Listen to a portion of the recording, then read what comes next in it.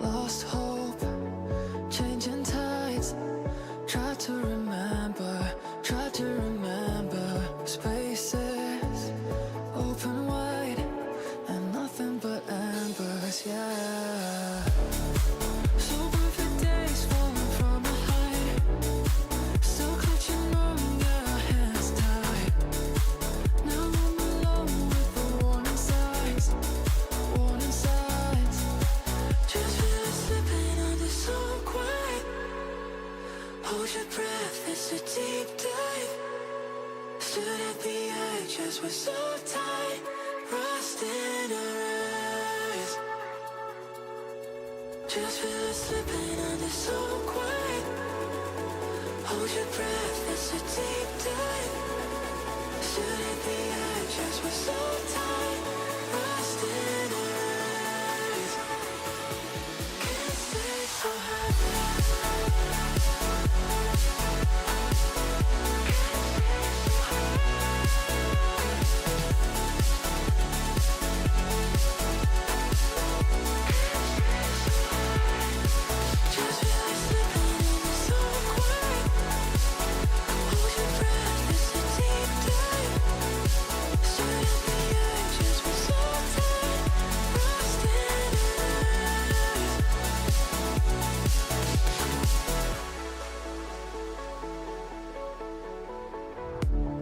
Lost hope in the fire. Try to remember faces. Bullets fly, still nothing but embers, yeah.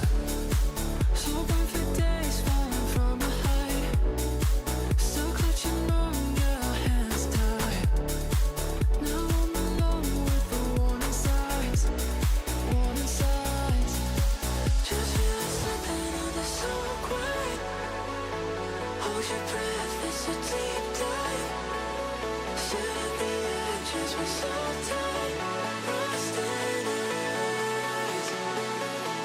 Can't stay so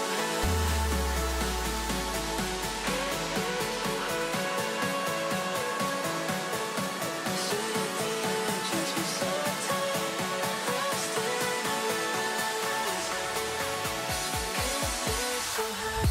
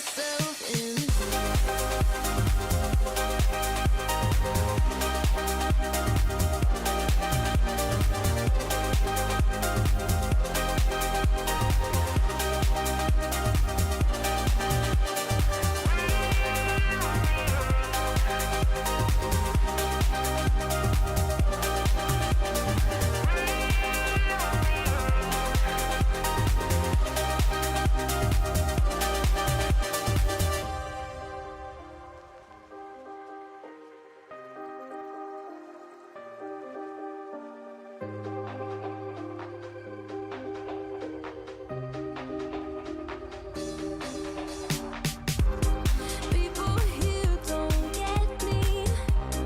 Taking a trip to my hometown. Can't wait to leave this city. Thoughts in my head get heavy, but I know that I'll never drown. 'Cause you'll be there to pull me out.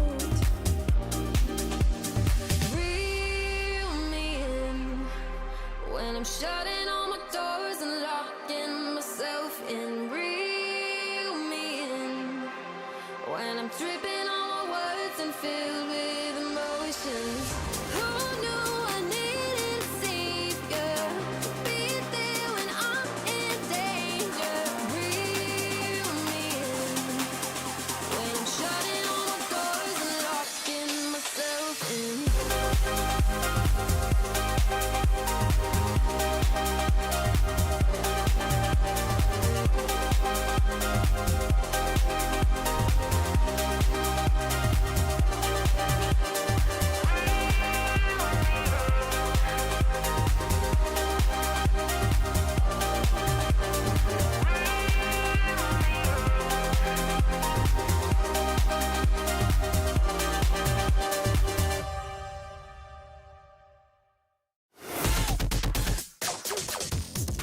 Here comes the hot sauce.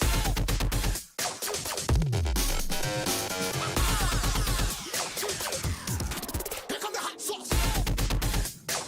Yeah. Drop the beat.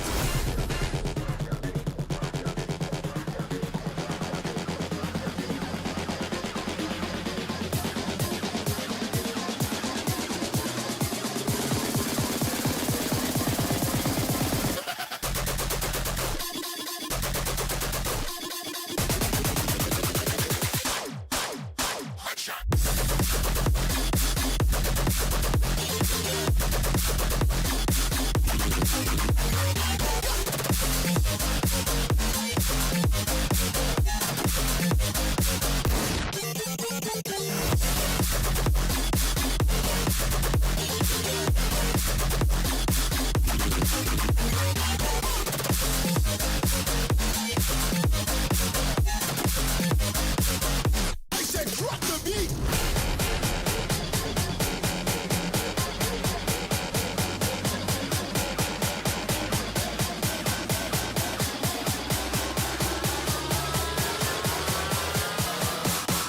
Here comes the hot sauce.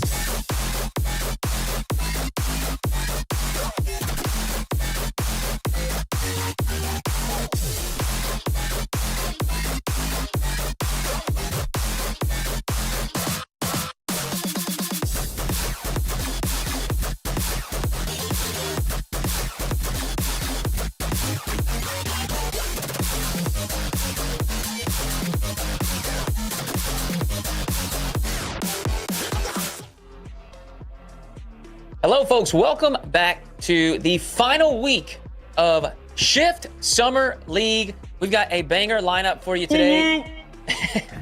Spaceman, how are you feeling? How are you feeling this week? Doing good, man. I got some sun that you'll never be able to see, and I'm just enjoying how Rocket League's coming to a head for the final week. Couple of teams have already locked in for playoffs next week. Everybody else still fighting for their shot, and the bottom four teams are praying to the Lord above that they don't have to sit out and lose the chance at a couple $1,000s. So I'm very excited for the chaos today.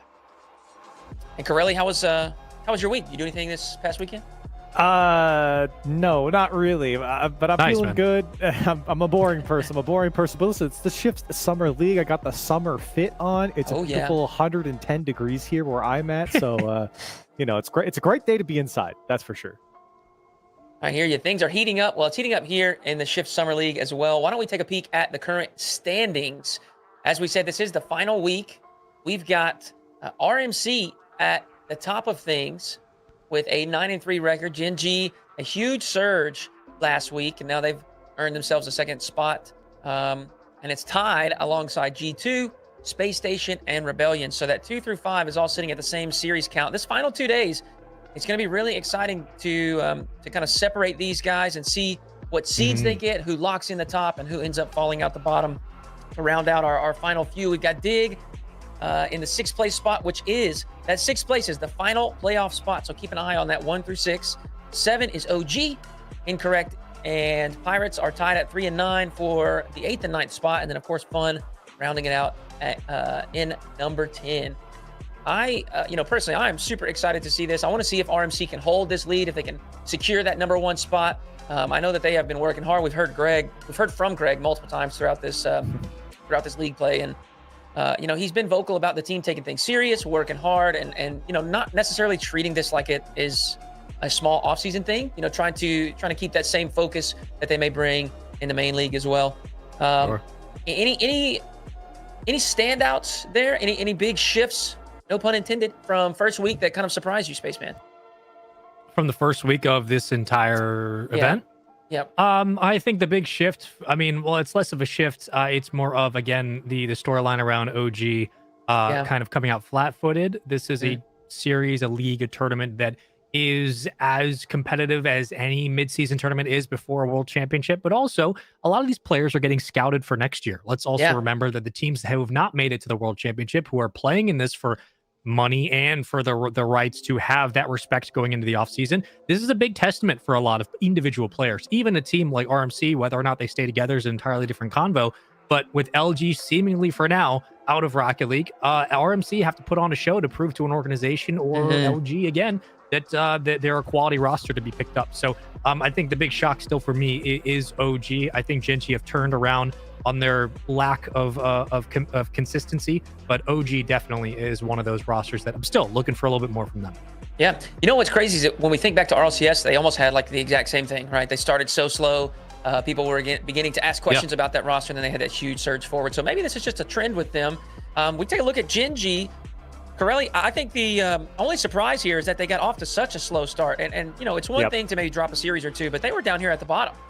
Oh, well, yeah. I mean, they started off losing to Dignitas and Shopify Rebellion. They did get a win back over RMC, which, now looks amazing with the way RMC's playing. But they went into the next day, the second day of week 1, and they lost to Incorrect, which most people are going to probably have near, the back half of the standings. And then for Gen.G, that's a little bit of a shock, right? Coming into the second day of week 1, but clearly, you look at that graph, they've recovered just nicely or just fine. And now they're nicely placed, obviously tied with, 3 other teams, but in a position, a comfortable position to possibly regain first. Yeah, definitely. Well, I personally love those kind of standings graphics for the individual teams. In fact, if possible, I want to see if we can take a look at every team all together, see if we can get a full history. It's a little bit chaotic, but it's fun to look at. You can see some of these teams bouncing around up and down. OG, obviously, a tumble downwards, and they're making their surge back up. Gen.G starting towards the bottom, and now, of course, surging at the top. But the one thing that we see that's consistent is RMC. Starting out there around that 2nd to 3rd area, only dropping to 4th as their lowest, temporary placement between rounds, and just continuing to stay around that 1, 2, 3 area. I think that consistency is something to be praised for the RMC side. Yeah, and I think Space Station also deserves a little bit of a shout out here. They started off a little shaky. They lost to Fun right off the bat. You can see that in that round 1. They're sitting at 6, and then they just shoot back up to 3rd, and they're comfortably sitting in top 3, number 1 position at some points, and they're sitting back down on the 4th position. Yeah, there we go. Look at that. Shout out production. Look at that. You can see they kind of shot back down to around the 4th or 5th position, but Gen.G, they have a schedule, a pretty, actually not so easy schedule coming up. So at least today. So we'll see how they fared. It'd actually be very interesting to see how SSG end up here in the last couple days. Super exciting stuff. And I'm just going to quickly rattle this off before we roll into our next segment. These are the teams' records from last week. So this is what they did in their 6 matches. RMC was 5-1. Gen.G was 5-1. We had Rebellion go 5-1. G2 with a 4-2 record. And then we had Space Station and OG split. They went 3-3. And Dignitas rounding things out in that 2-4. Of course, we've got some more teams, but those are your big dogs right there that are kind of fighting for that playoff bracket. And you can see, when you hear that score line or those series counts from last week, you can see why RMC has been able to hold on to that top spot. You can see why Gen.G has surged forward. and the same for Rebellion after their first week with a 3-3 record. So it's fun to kind of take a look back at the season. It has been a relatively quick thing. You know, we're slamming this in a month. We're railing right through it, but exciting stuff nonetheless. We're keeping the action high, keeping the intensity high. And this third week is, of course, the most important. We've got the playoff berths on the line. Well, here's what we're going to do. We're going to take a look at last week's, best performers, I guess we'll say. First, let's start with our clutch playmaker. See who was doling out some assists last week. It's Cheese. There he is. RMC on the board twice, actually. Magic Bear still holding that 5th spot. We've got Bars with a .86. Daniel with .83. Atomic with .83 as well. Magic Bear rounding things out at .87. But Cheese with 1 assist per game. He's making things happen for RMC, Spaceman. Yeah, and I think the turn for Cheese has been the confidence. I think really a lot of the times it's a mental game for him. We used to joke back that he would play best when the window was open and the sun shining in his face, and it's like, just get Cheese in the environment that works for him.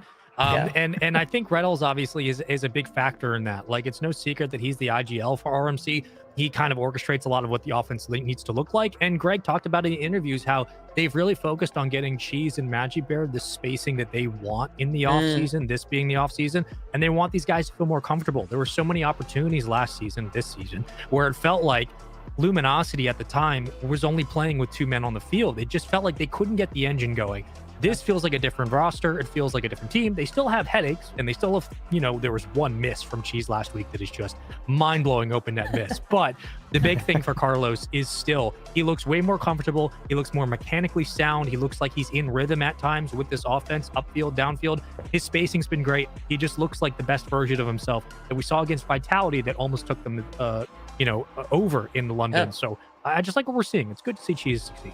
I want to just add on real quick about playmakers and assists, because JNaps famously a couple years ago had a very high rate of assists and a very low shooting percentage. And it was because a lot of his shots would set up Chicago to follow up. And so it just means that he's in the mix. He's kind of like that fulcrum of the offense. And that is a good thing for Reynolds Magic Cheese. If you have Cheese as kind of that point of your attack where you teeter to the other side and kind of fall forward, that's a good thing for RMC. It sure has been. I think that's probably a pivotal piece to their consistency throughout this league. Let's take a check. Let's take a check on savior of the season. Who is doing big work for their team in the defensive side? And who's surprised? First killer at the top of a stats leaderboard. Nobody. 2.42 saves per game, and Coach Memory holding on to that second spot with a 2.42 rating as well. Expert 2.23, and two-piece. Surging into the mix here, 2.17 saves per game, as well as T. Carell 2.14. Now, Memory is obviously there. He played very well throughout week 1, and we've got to give him praise. But I'm excited to see two-piece immediately make himself known and felt for that squad. We talked about how great it was that Rebellion went 3-3 in the first week, and I think that built confidence moving into week 2. And obviously, it's a different player, but I think if you can rock with a sub and still split your series, you got to be optimistic when your main talent comes back. And I think that is exactly what we saw from two-piece, getting active, getting involved in things across the board, specifically on the defensive side, and maybe on the offensive side as well. We'll take a look here for the Golden Striker. Let's see who is punching home goals. Little spoiler alert: two-piece is involved as well on the offensive side. He's doing it all for Rebellion. 1.13 goals per game. You got Justin with 1 goal per game as well. Magic Bear, Daniel, and Beast Mode all just at that 0.98, barely under 1 goal per game. But this Rebellion offense, it is something that we have come to appreciate throughout the league. They've always had throughout league play, RLCS season and league play, sorry. They've always been such a high-powered offense. I think their biggest struggles come on the defensive side, so I'm excited to see two-piece getting involved back there on the defensive side as well, Spaceman. I am a little shocked that this is a tangential point, but also still on topic. I'm a bit shocked we didn't see Chronic in any of these stats. I mean, for the week that he had last week in the back-to-back days and also the week before, I think that's a good thing for Gen.G that Chronic was clearly the goal leader on that team, but you got First Killer defensively, who we've always known has been one of the best defenders in NA, and then that team's now surging up in the league. That's a very good side for Gen.G. So just quick shout out to Chronic. We had these graphics for about a day or two, and we didn't see him on there at all. And I was like shocked, like, wow, I mean, Chronic just had a standout performance last week. So good for Gen.G. Yeah, absolutely. And it's kind of, you feel like it's one of those things when you have that 3-for-3 superstar kind of roster, right? They're all top tier players. Sometimes those teams underperform to a degree, but one player can, they can pop off and kind of keep their team in the mix. And it felt like that was kind of where Gen.G was. They weren't all thriving just yet. Jack had told us that they were kind of getting back into the swing of things. But sure. I'm assuming now that all three of them are rocking and rolling. I know Jack was playing well last week, and now that maybe kind of lifts some of the load off of Chronic as they move into week 2 and 3 of league play. Well, listen, let's take a look at our final accolade for this week, the MVP. Who is the week 2 MVP for North America? None other than Cheese for RMC, who had an incredible week last week, Spaceman. Yeah, he was, again, outside of that one open net, that when I was going through like the top plays to get this ready for this week, I almost put that as number 2 just because it was so hilarious how open that net was for Cheese. However, this kid, Carlos, look, we've talked about it ad nauseum, how as a second man for the offense of RMC, his striking ability is not only great upfield, it's not only great in really tight spaces, but he has, I think, in the past month or so, he's really fine-tuned his mechanics. We saw it a week ago with the top 5 where he was able to find some really sneaky angles, some really tight double taps to set up either Magic Bear who crashes the net, or when it comes to just feeding his teammates. Let's remember, how when Reynolds likes to play upfield, he'll play off ball and go for bumps demos, and Magic Bear likes to circle out for boosts at times. Cheese is the one in the backfield a lot of times at midfield as the island, waiting to catch a rebound, catch a pass that goes a little bit wayward, and then he throws it back towards his teammates. He sets up Magic Bear, he sets up Reynolds. He's constantly involved. So whatever spacing that they have figured out, it's allowed Cheese to be more of the player we saw against Vitality, more of the player that Corelli and I saw for 6 weeks. I think that he has finally found his rhythm, his formula, and whatever Greg's done. Greg, keep doing it, because this kid looks like he's playing some of his best Rocket League. And we saw Cheese have a lot of success by himself. I think this was one of those weeks where we were able to see Cheese beat the first man consistently, find himself his own space consistently. A lot of times RMC gets stuck in just challenging over and over again and kind of these stalemate challenges. They don't really progress anywhere, but they don't really give up a lot of ground.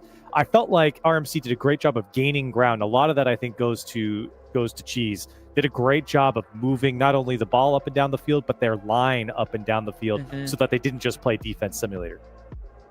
Absolutely. Well, listen, Spaceman, you talked a little bit about top 5 just a moment ago, maybe bringing in a silly clip. Let's just get right into it. What were your top 5 plays from last week's league play? I can tell you that Cheese open net miss was not one of the clips I put in. I was debating up through last night about 1 a.m., but I promise you that's not going to happen today, nor this week. Production roll. Let's get into my top 5 because I got some spicy ones this week. Granted, North America was actually pretty quiet. We had, a couple of sweeps. We had 1 game 4. So I was picking the poison, as they say. But speaking of, shout out to the Olympics, because right now placement matters. And Calm, this is just a very simple, easy goal for Calm. Placement always matters in Rocket League, especially when we look at OG, that's set up by JNAPS. Calm, lower left post, barely touches the ground. And you're probably wondering, why is this on this list? Well, because there's only 5, and I had to put something at 5. And guess what? JNAPS, the setup, skirts it off the ceiling. Calm beats 2 defenders in the front of the net. Nicely done. OG, a small surge back. Can they fight back into the money? That's going to be the big question. Now get me to number 4. Here we go, Arsenal. I like the way Arsenal has evolved his mechanics. If you've been watching this kid's streams, he streams till 3 a.m. basically every single day. He's always grinding 2s. He's always grinding his 1s, and he knows how to set up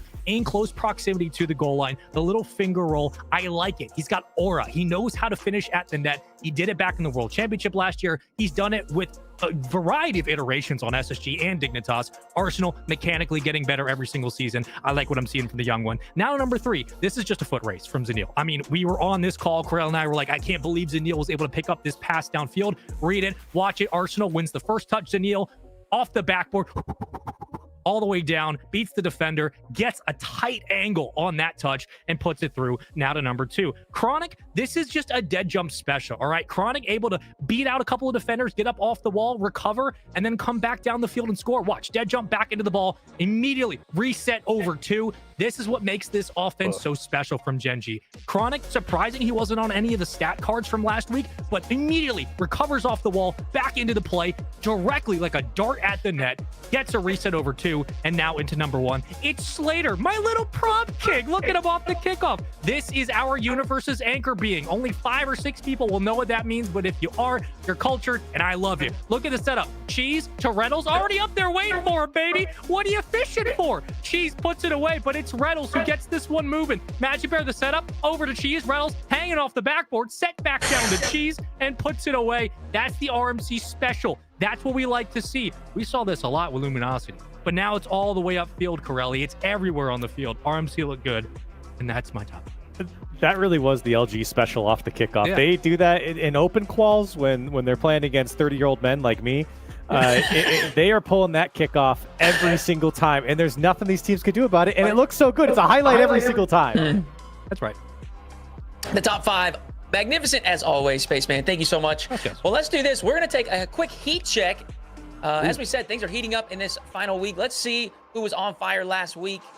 We've got Two-Piece and a Biscuit at 95 degrees. Look, we talked about it in a few different angles. He was on a couple of the different accolades in the top 5. He's doing a ton for this Rebellion team, and that's why they're surging towards the top of the league after that first week. Again, we got to shout Memory doing his thing there, filling in.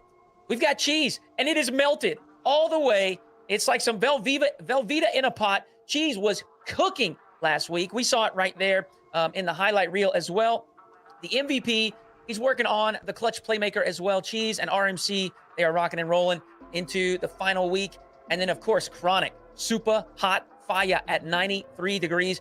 Last week, we talked about this a little bit, but it is interesting to see Chronic's individual effort. Maybe didn't pop up, but I think this is what it is. It's because all 3 of Gen.G are playing so well. And Chronic, to me, was kind of the ignition to that. He's the one that kind of started that fire for Gen.G. They were slow in week 1, but Chronic, of course, rekindled the flame and got them all rolling.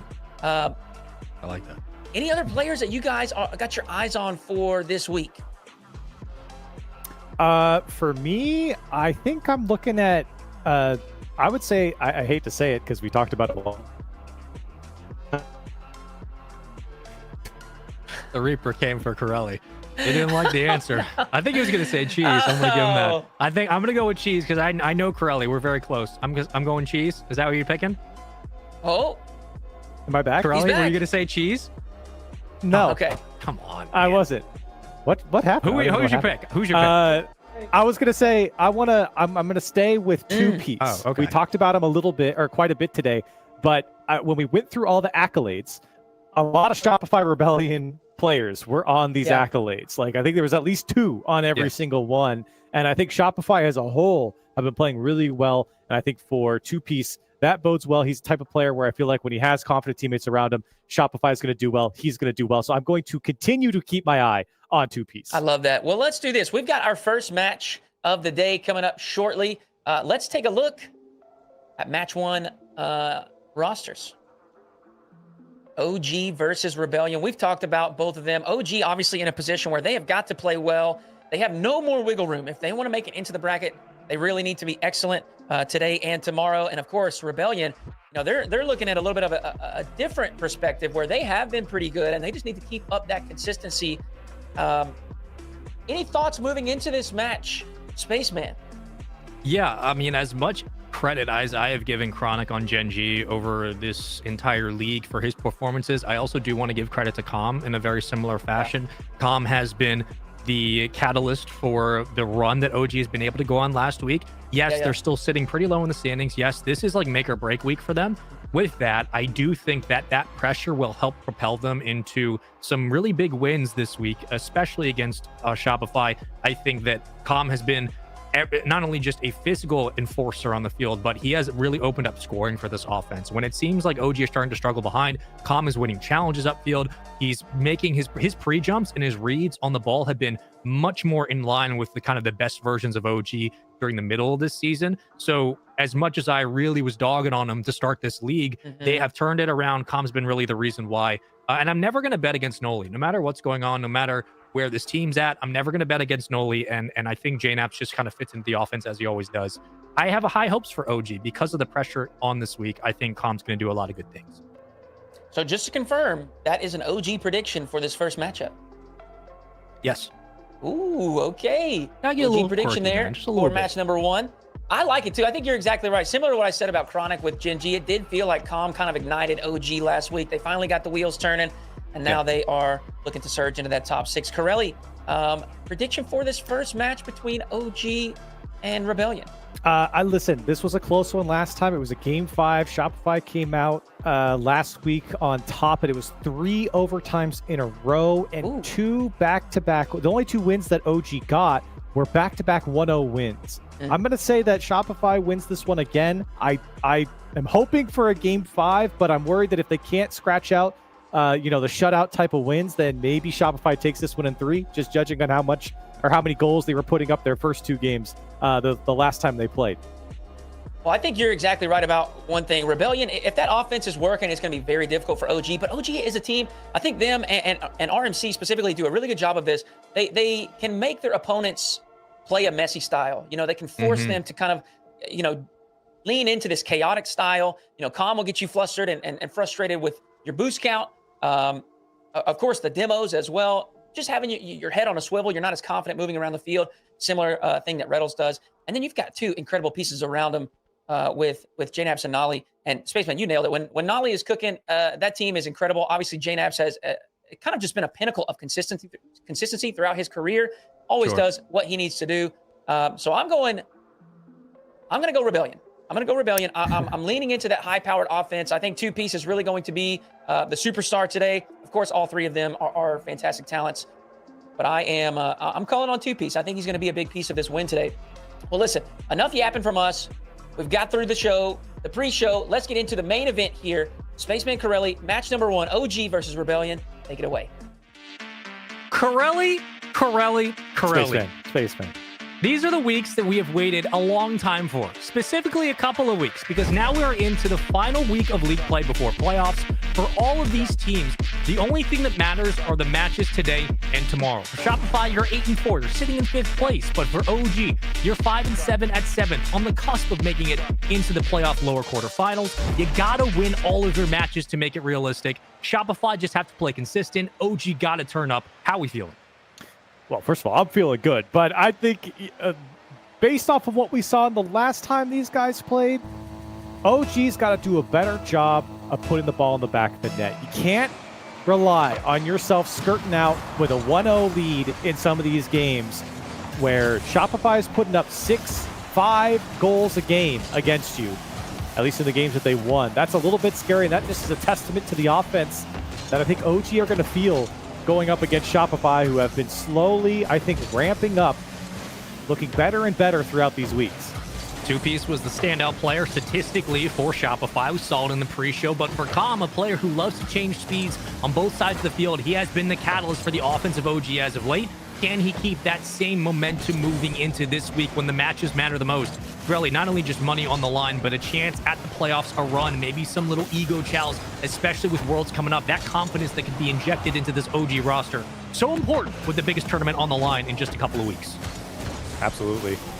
And right now, this is the focus for the teams.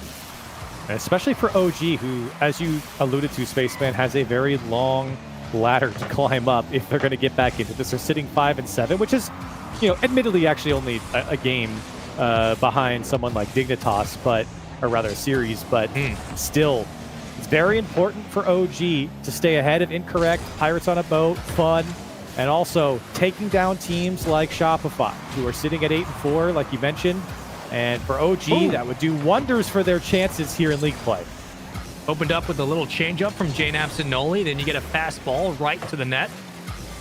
Shopify able to handle some of the early pressure, but still looking for their first shot of the game. Picked up by JNABS, 3 to his name. Just crosses the 60-point mark. Noli going to come up for the challenge, but already the defense very active on the side of OG, not allowing an opening shot. I say that, however, it's a clear out. The enforcer roll back to Shopify. They break the net and find the goal. Yeah, I think Nolly did the right thing here. He got up in midfield, took the challenge, and unfortunately it landed in Part's lap. And he just attacked the net with it. And Justin there to help out and make sure that one goes through. Rebellion, I think, just taking advantage of an errant challenge and then being aggressive towards the goal pays off for him big time with a 1-0 lead. Rebellion, one of the better teams in North America in this league tournament at recognizing the space that they're given, especially when it comes to what OG wants to use defensively. A lot of solo challenges at the midfield, a lot of crossing patterns between JNaps and Noli. Shopify not going to waste a lot of time getting upfield and trying to open up a lane. Great bounce for 2-piece. How does he handle it? Parth waiting in the corner. One challenge from JNaps wins the 50. Trying to work underneath, back on the ground. We'll see what OG can do as they try to keep possession. It's important for OG to strike back. I think in rhythm of the game, you can't let this one run out for 2 minutes. As you know, Rebellion, they're probably going to be able to put away another one with the way their offense worked through OG the last time.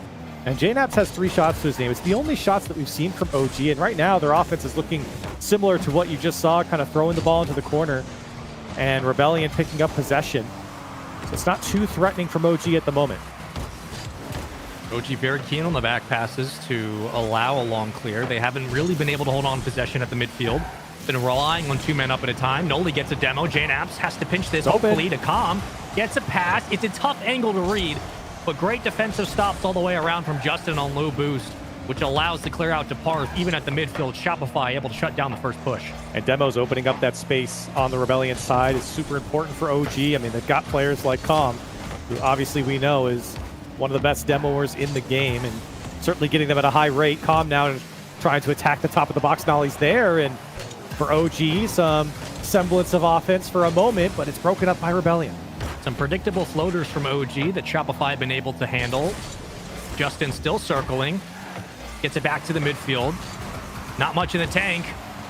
An easy read by Parth. A demo, and not going to go anywhere. So you get a couple of collapses here from OG, but yet again, they just bang their head against the door. It will not open. Time ticking down for Rebellion, and I think they're happy that they're sitting at just a 1-goal lead, at least with the way the series has gone in the past. But now Rebellion looking to strike again. This one a little bit too heavy for Justin. And maybe an opportunity for Nolly. Can he get around this one? He put it wide. 2-piece and Parth were there to turn him to the side, and OG to the backcourt again. Still turned away, and Rebellion now feeling a little bit of the pressure. Credit to Rebellion's defense. They know exactly where every touch from OG is going to go. Whether the pass, maybe the double. Oh my gosh. And it sneaks through from Parth. Way to put a stamp down on this game one. How did Parth find this ankle? And look at how much space he's afforded to get this touch. JNaps, he's too late. And from Parth's POV, that's pretty routine. A 2-0 lead for Rebellion. Disaster has struck for OG. When a ball bounces in like that to the upper left corner, that's just perfect execution all the way around mechanically. Parth finding the second. Maybe just a victory lap. Noli, was looking for the drop down.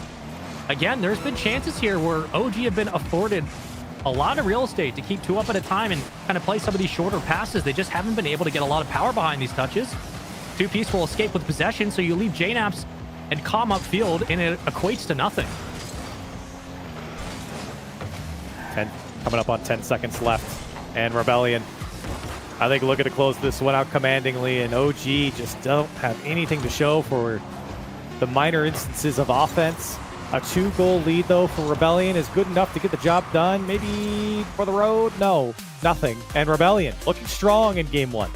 Really, really clean game all the way around. Defensively, that led to offense. Rebellion showing why they're one of the best teams in this entire league. But also for OG, I think, again, it stands out where there wasn't a lot of creativity offensively. Granted, they were being blocked essentially at the door for most of their shots. But Corelli, they tried a couple of different looks, a couple of changeups. They tried some different spacing, but there was really nothing there. Just Shopify knew exactly where the ball was going every single time, and Parth capped off that great defensive hold with a downfield double that really kind of put this game away. Yeah, it's actually a great little cap off. You see a replay of the end of this game from Parth. Just a little double tap with 43 seconds left. Put clean from him, and for Rebellion, great game. I mean, they didn't have to play too much defense. I think the biggest hole that they had in their entire game was that counterattack that OG had about 2 or 3 minutes in, where they got the demo on the man racing back, and there for a split second, there was an open goal. So for OG, maybe that's the bread and butter for their offense going in here against Rebellion in game 2, but that was the only opportunity I felt like OG had a clean look at the net. Certainly a team for OG. You'd expect maybe more physicality in game 1. Granted, the defense of Shopify did a great job of conserving most of their boost when it came to those long clears. However, this is where we then put the attention and we put it on Calm's shoulders and say, okay, a Shopify Rebellion defense will not break. Now you need to start hunting for demos to help allow JNaps and Noli to set up in space in that offensive third. Maybe get a couple of different looks at the net. We'll see what they do off the kickoff. Possession back to Shopify into game 2. A big series for OG, not just map-wise, but record-wise. They have to come out and have a strong showing. Absolutely. You don't want to find yourself down 2 games in this series.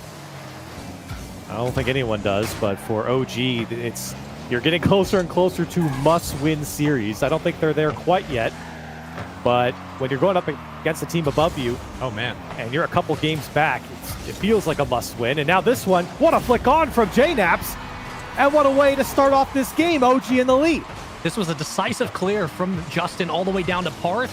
A quick rebound, and JNaps waiting at the midfield knew he could strike in open space. Does so. OG patience pays dividends. They cash in early in a 1-0 lead.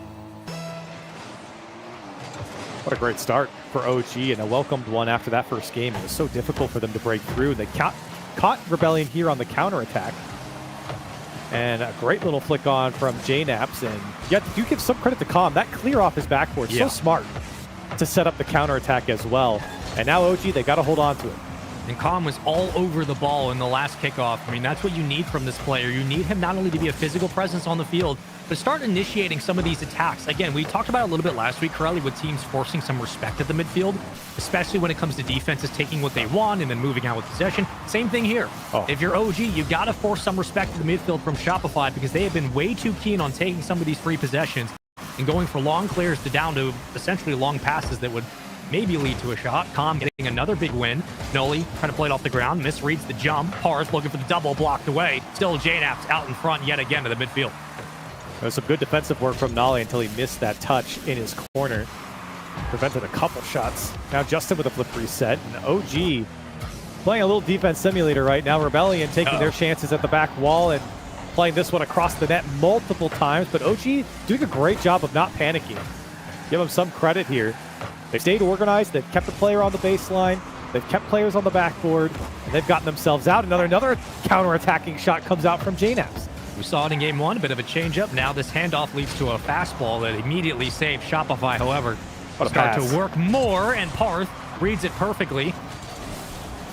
Sometimes you just got to stay out the way. Word to JC. JNaps looking for the double off the backboard. Two-piece clears it away. Calm gets bumped, recovers nicely. And it'll skirt around the sideline. Noli picked up in the corner, but boost here to Calm. H just immediately challenged, and two-piece sneaks it through. And for OG, this is such a painful goal after such disciplined defense, even with the mistakes. This one to have a challenge in the corner, and it's another challenge that doesn't go in OG's way that leads to a goal for Rebellion. If you think back to game 1, Rebellion also scored a very similar goal where the challenge goes into Parth, who just attacks the net and pays off for Rebellion, and now they're trying to attack again as OG spending more and more time on their defensive third. Defensive OG starting to rest a little bit on their laurels. Got to think that was a wake-up call through the corner. As JNaps can't win the 50. Parth, even on low boost, still fighting for possessions here for Shopify. And every time you think OG start to get a handle on this game, even back to game 1, it's just these quick challenges from Shopify that make you rethink your approach through your own side. And Rebellion have done a great job of ensuring that every clear that OG has is right back into a Rebellion player. You see this one, well, it should have been to Justin, but he missed as two-piece there to clean it up. And now an opportunity for OG, so forget the compliment. The whiff from Justin will disprove whatever I was trying to say. And now an opportunity. Cobb plays that one over, and JNaps gets some help from Parth, and it drops for OG back in the lead. Been waiting for this Comm to show up, works through the corner, gets two-piece just to bite enough. Flies around with a lot of boost, and JNaps crashes just in time. You can sneak it under the crossbar, and finally we got a ball game. 2-1. OG trying to hold on to the lead now with 1:38. And we'll see what Shopify can do off the kickoff. It's a double commit, but two-piece through the corner has been a problem. Two-piece almost got by 2, and Calm, I think, desperation jumped. So now OG sitting in a 1-goal lead once again after playing so much defense. They find themselves on offense and really push back Rebellion, maybe shake their confidence a little bit. Because right now, Rebellion, despite losing, look very confident on the ball. I mean, Noli didn't even challenge at the midfield. He let that position work out of the orange half for free. J-Nap's immediately going to challenge. It will be off. Noli flying forward. You'd have to think if you're OG, you press here, and they will. They recognize the blood in the water, and they immediately go out hunting. Yeah, Justin left in no man's land. Demos came out as well. There's a lot of space for OG to play with. Parth couldn't get back in time. And that was a free net to shoot on. OG now building up their lead on 9 shots. They've converted 3 of them, and weathering this storm was so important. I have to give them some props. They stayed very disciplined on defense. They only let in 1 goal, and they've built their lead. I was really waiting for the urgency of OG to kick in. It does seem like that's been the case in game 2. Two-piece recovers through the corner. Was a pass out to Parth. Noli quickly handles that pressure. Justin just trying to contain into the corner. Maybe he gets some help with the double commit. That might just float in. It looks like it will. And nope, what? Not going to happen. Follow-up still blocked away. That is an unfortunate chain of events for Shopify, and they'll have to eat it the other way. And that's a painful one, too, because you would have had a goal with 30 seconds left. You would have given yourself 30 seconds off the kickoff to maybe get back into it. And now J-Naps is scoring an impossible angle with defenders in his face. J-Naps? From the ceiling? Reset on your head? I mean, okay. All right, OG showed up to play in game 2. And this one is over, at least this game. 10 shots now for OG. In a game where it didn't really feel like they had this type of offense, but boy, in this final couple minutes, they showed it. When given the opportunity, they took full advantage. And with time ticking down, a final second, OG looking dominant here. Well, if you're ever an OG fan or questioning if OG were going to be able to, I don't know, handle the pressure of a series, I think we just got our answer. J-Nap, 7 shots, 3 goals, 2 saves. Calm, 2 assists, 1 save, 4 shots, a goal. Calm, again, the initiator for this engine, the catalyst for this team. When he is confident upfield, when he is challenging extra touches, possessions, rebounds, when he is getting physical with the other team, everybody else feels a little bit more comfortable. Rebellion had their chances downfield, but even, I mean, with that long touch, Corelli off the ceiling, even if that goes in, the way OG played this one, you got to think this would still be a tie series. Oh, yeah. I mean, there were too many mistakes coming out from Rebellion. And for OG, they did too good of a job of converting on every mishap that Shopify had. And there was some great individual play, too. I think J-Naps is having a great series. Even in game 1, he's playing that cherry picker role perfectly for OG. And you can see the payoff. You get counterattacking goals. You're getting solo plays out of J-Naps, who, you know, despite everyone calling him old, he's absolutely capable of putting this stuff, putting shots like that into the net. So for OG, this is exactly the game plan, and it's being executed to a T. J-Naps had a hat trick, first one of the day. We're guaranteed to go for it. So for those of you who watched Europe and were like, wow, sweeps, guess what? NA a little bit closer. That's because the region's better. Here we go. Into game number 3. You can't prove it, so don't even try. Let's get into it. Corelli, we wanted a series. We wanted a battle between these two teams with everything on the line. We're getting it. Oh my God. And oh my gosh. Yeah, we're getting it. And Calm's getting it too. He's putting this one away in 3 seconds. And what happened off the kickoff? It goes right by Parth. And Justin fake challenge. Calm flicked into it. And that's all you could do in that position from Calm. And that fake challenge is what lets Calm in. Strap in, buddy. We got ourselves a long one. OG strike first. No lead. Plays it off the kickoff. Right to Calm. Back again. Here's a fastball. Handled. J-Naps to the corner. Noli. Gonna think twice. I'll circle back. And he'll carry this through the corner. He'll just wait so that Shopify burn as much boost as possible. Back to the midfield. Justin, the only one who can defend it. Noli gonna try to lead the charge. They're gonna bully their way forward, but Parth gets back in time. Slow floater. Parth squishy save and immediately cleared by Justin. Oh, it's open. Wait, is that it? It's wide open. OG sent the house.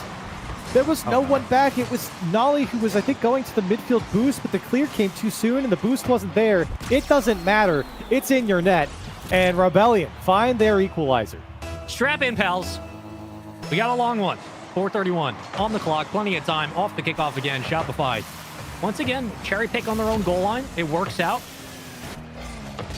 What can they do from the midfield? Parth loses the first challenge. Calm on low boost. Will at least send it netward. Two-piece. Trying to wrangle this possession in. Didn't do a great job of it. But that's okay. You got Justin to help out. And now what do you do if you're OG? You tried playing slowly through your own backcourt. It worked. You got upfield. You weren't able to close the door. Then you give up an immediate counterattack goal. Do they need to change their pace of play, Corelli, or is it more qualitative than that? No, I think everything is going just fine for them. I mean, giving up a counterattack goal is one thing. I think, as you alluded to in the intermission, there was blood in the water there on that goal. And I think it's fair to send the house on it, but when you send the house, you got to score. It's like double committing. If you're going to send 2, at least get the clear. And now, oh my gosh, he double tapped it. What did JNaps eat before this series? This guy's incredible. Through the corner. Beats 2 off Justin. Oh, and finishes it at the goal line, at the rim. JNaps. Our little knapsack. My little satellite. My little UN special. It's good to see the old man still got it. Alive and kicking. Through the corner. Cleared away. Downfield we go. Foot race into the corner. Parth going to give away possession. Backflips out of danger. 2-piece. Gets bumped, but does find the clear. That'll buy some time to Shopify. Pass to Justin. Right at the net. Com had no chance. No shot. No shot there on that play. And Justin, well, when you put him in shooting positions like this, he's going to put it away. Backwards, low boost, and it's over your head. Tie game. We keep it moving. Most highly contested game of the series so far. All shooters report to the floor. We got a good one. Noli. Can't get it past midfield. Shopify. Able to get it through the corner thanks to Justin. Extra challenge from Parth goes nowhere. Possession to the boys in blue. Picked up by Noli. What does he do? Been kind of quiet in this game. Works underneath. Tries to recenter. And instead, the defense will have to fall back. Com the only one back. Justin, I've been watching his POV since he scored that goal. He's playing a great kind of vulture type role where he's just waiting for anything to pop out. He's positioned himself nicely, hedging for the mistakes, waiting for clears to land in his lap. And he's done a great job of it, kind of controlling where OG go with the ball with his presence on the field. And a lot of times he's not ending up getting any touches, but OG's having to change course because of him on the near post plays and on the back post plays as well. Wow. Here's JNaps again. Flicking this one on, this time not such luck into the net, but now here comes Justin, a same setup. He's got to find the backboard, and the defense able to get up in time. OG really keen on keeping 2 back and allowing JNaps to stay at the midfield. If they get a long clear, maybe JNaps is downfield ready for the redirect. Could be off the backboard. Justin immediately challenged by Noli. Nobody's going to crash. 2-piece. Will go into the corner. The knapsack ready for it. Gets bumped off. He should be able to handle this. Maybe the longest stretch of gameplay in Game 3 without a goal. Shot from Com, and it's in. That was too much power for the last man on the line. Com sent a bullet at him, and OG regained the lead. Great little first touch by JNaps. Has perfect control of the ball. Downfield Com ready for the assist. We keep it going. 3-2 to OG. Possession to Shopify. 2-piece. 2 touches. Parth, what was he doing? Still back into the play. And a long clear yet again from Com. And OG have loved these long clears. And like you mentioned, I think they are trying to play a little bit more of a point man with JNaps. And that he's always on the point. And they have found him multiple times. It's really paid off for OG. Love the style that we're seeing here against Shopify. And boy, is it working. 2-piece ready. Oh, he almost got around the bend. JNaps again. 2 goals on 4 shots. The setup from Com's really great, but 2-piece got through the corner, just barely getting to the ball. Couldn't get it in time. JNaps, a missile to the lower right corner. 4-2. OG continues to extend their lead. Well, you said it might not be the first hat trick that JNaps gets today. In the previous game, well, he's at 2, and so is Com in this game. It may be back-to-back hat tricks if JNaps can do it.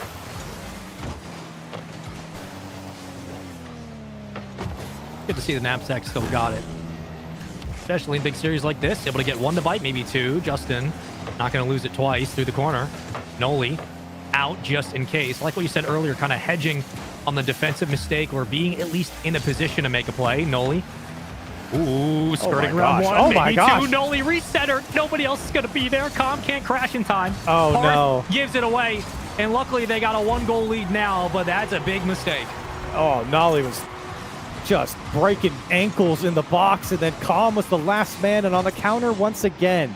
And it's becoming a theme for OG. It's just their third goal in this series they've given up on what feels like a counterattack, a quick counterattack coming out from Rebellion. Their third man can't make the play. Luckily for OG this time, they have a cushion. Noli's there. Like he's been so many times defensively, actually gets clipped. One bait by Calm, going to slow it down on the ground. Mind games as Shopify tried to regroup and keep the resources up. Not much in the tank for two-piece. Justin will take the call. Nothing left for Justin. Wins the 50. Allows two-piece to get the midfield grab. Now Parth can move into the lane. Back to Justin. JNaps. To Justin. To Parth. Backboard. Anybody else around for Shopify? Everybody gets a touch. Justin. Parth. Oh on my target gosh. and a tie game. That is some crazy ball movement with 0 seconds on the clock. And look at this touch from Justin. Just enough for Parth to take a shot on the bounce. And with 0 seconds left, Shopify equalize. All around the bend, everybody getting a look. Spread the floor and allow your shooter to shoot. Parth steps up in crunch time. Calm off the kickoff. First OT of the day. Noli, at least getting a touch. Justin looking way downfield, but this will buy some time for the Shopify offense to at least find some boost and recontest at the midfield line. And we've seen 3 overtimes in a row from these teams the last time they played, so it's not surprising to see them do it now. You have 13 shots on the side of OG to the 5 of Rebellion. OG have really cranked up the offense. The passiveness from OG defensively might kill him. Two-piece trying to get out in front. Parth did enough to make the play interesting. Kept on the ground. Again, mind games back, but Parth ready for the connection. Noli picked up. Noli maybe one for the road. JNaps, no boost to challenge. Two-piece long clear. Two-piece trying to follow. Gets one chip. Justin keeping control. Out to two-piece. And they'll leave it at the midfield. Again, extra time for Shopify to figure out how they want to approach this possession. Good looks from OG. Look, working the backboard. The poor clear comes out. Calm. Smart to take this one slow. Parth and Justin are running into each other. And I think Justin just hit Parth into that bump on Calm. And so it'll work out for Rebellion in the moment as they're trying to get their bearings in their corner. This is the most discombobulated I've seen Rebellion on defense. This is the biggest game of the series, and a lot of it right now credit to how OG have kept the pressure up, especially in the corner. Calm not letting up by an inch. JNaps gets demoed. Power play here for Shopify. Justin trying to center it off the backboard. Parth actually had to get out and get the midfield, so he'll give up some space here, which allows the 50 for JNaps to evolve into what is now just chasing down possession. Noli getting up in front, able to win the touch. Following. Noli, not the second. Still alive for two-piece. Parth waiting, but a one-on-one effort still goes the way of OG. Is it a free ball off the backboard, and look at the placement from Nolly. It's a bit off though, the post. He had the defense beat. And that's the 14th shot now for OG. It would be a shame to let this one get away with the offense that they've been able to generate. Nolly getting 2 touches downfield, and that's a welcome clear as everyone was getting back from OG. Yeah, both teams starting to miss some of their looks now. So again, when it gets scrappy, when it gets a bit chaotic in the corners on the goal line, when we start to see these players start to ball chase, that's when you need to find these long clears, reset the baseline, get back to the midfield. Calm doing just that. Can't win the 50, but two-piece going to take it away. In a 1v1 for the game in OT. Two-piece just gets it off the crossbar, and it circles back out. JNaps can't find the deal at midfield. Ball's still in the blue half. Parth trying to put it away. Parth trying to find it in OT, but nobody else around, and it's a disaster right now on the goal line. Oh my gosh, it's so scrappy in the box, and finally a clear comes out from Nolly. Some of the best looks that Rebellion has had through the whole overtime, but Calm says enough is enough. Almost 3 minutes of overtime, and the opening was there. Parth's touch allowed JNaps to barrel through, and it pops out to Calm to put this one to bed. Sloppy overtime from both teams, but in the end, OG's pressure upfield just able to get out in front of these Shopify defenders and close out a 5-4 game in Game 3. When it gets scrappy, it gets scrappy. When you get pulled down into the mud, you got to fight fair, and OG did it all throughout this game. Shopify had a couple opportunities in that OT to really close the deal, They just couldn't get it done. OG hang on, and they fight back with a counter punch downfield. And I kept mentioning throughout the overtime and going into overtime as well that, you know, OG ends with 15 shots here. It's a real shame to let this one squeak away from you if you're putting up numbers like that. Thankfully, they didn't. And they come out with just a 1-goal lead in overtime, of course. 9 goals total in this game, and sparks flying. This has been a great series, and it was a great series last time. We're getting it again. You know, there are teams like RMC, teams like OG, where they play up to the competition of the teams they're playing. There are times where they get maybe a middle matchup, or they get a team below them. Sometimes, they get pulled down. It's that idea of when you get pulled into the mud, Corelli, you have to be able to throw those punches. And OG, as the game went on, they were getting a little bit faster. They were getting a little more aggressive on their challenges. Noli at the midfield was able to win so many just individual touches. Whether or not it set up J-Naps didn't really matter. It was just trying to always contest what Rebellion are putting on the board. And in the end, again, allowing Calm to roam through the corner, to get really aggressive. That's where this team excels. OG doing a very nice job of always staying on the ball, always fighting for a possession, making it more difficult for Rebellion to cleanly move upfield. However, it had to feel like the strikers of Rebellion were going to break through at some point. It just didn't happen in time. I mean, with the ball movement that they had for their equalizing goal, you would expect to see it again. Okay. Well, never mind. Forget about the ball movement. How about the solo play coming out from Parth? Over Nolly, and then carrying this one through. J-Naps on the demo, and Calm could do nothing about it at that point. What a way for Parth to start off for Rebellion. I'll see you in the top 5. Kickoff goal. All right. 6 seconds burned, the fastest goal so far today. And we expect nothing less between these two teams. It's been a fun one. If you're just joining us, welcome into the first match tonight. All best of 5s, the most important week of the Shift Summer League for a lot of teams, including OG, trying to fight back into the money within top 6. Lower side of the playoff bracket, but nonetheless, you lose this week, you're not going anywhere towards the money. Two-Piece recognizes it and wants to send OG home early with another big goal. And for Rebellion, this is a very welcome follow-up to their first goal. You're almost 30 seconds into this game, and you are coming out on top. You've got yourself a cushion, and you're trying to get back into this series. 2-0 to start. What do OG have up their sleeves? Calm. He's been the enforcer, and that's one attempt at a bump. And only just a bit too zealous on that challenge. Into the corner, J-Naps will grab Booze. Now has to part bus on the goal line and make sure that no follow-up shots come from either Two-Piece Part or just on the opposite end. Small floater. Noli's going to be able to handle it. Parth looking for the double. Center, Justin, drop down. Perfect from Justin. Man.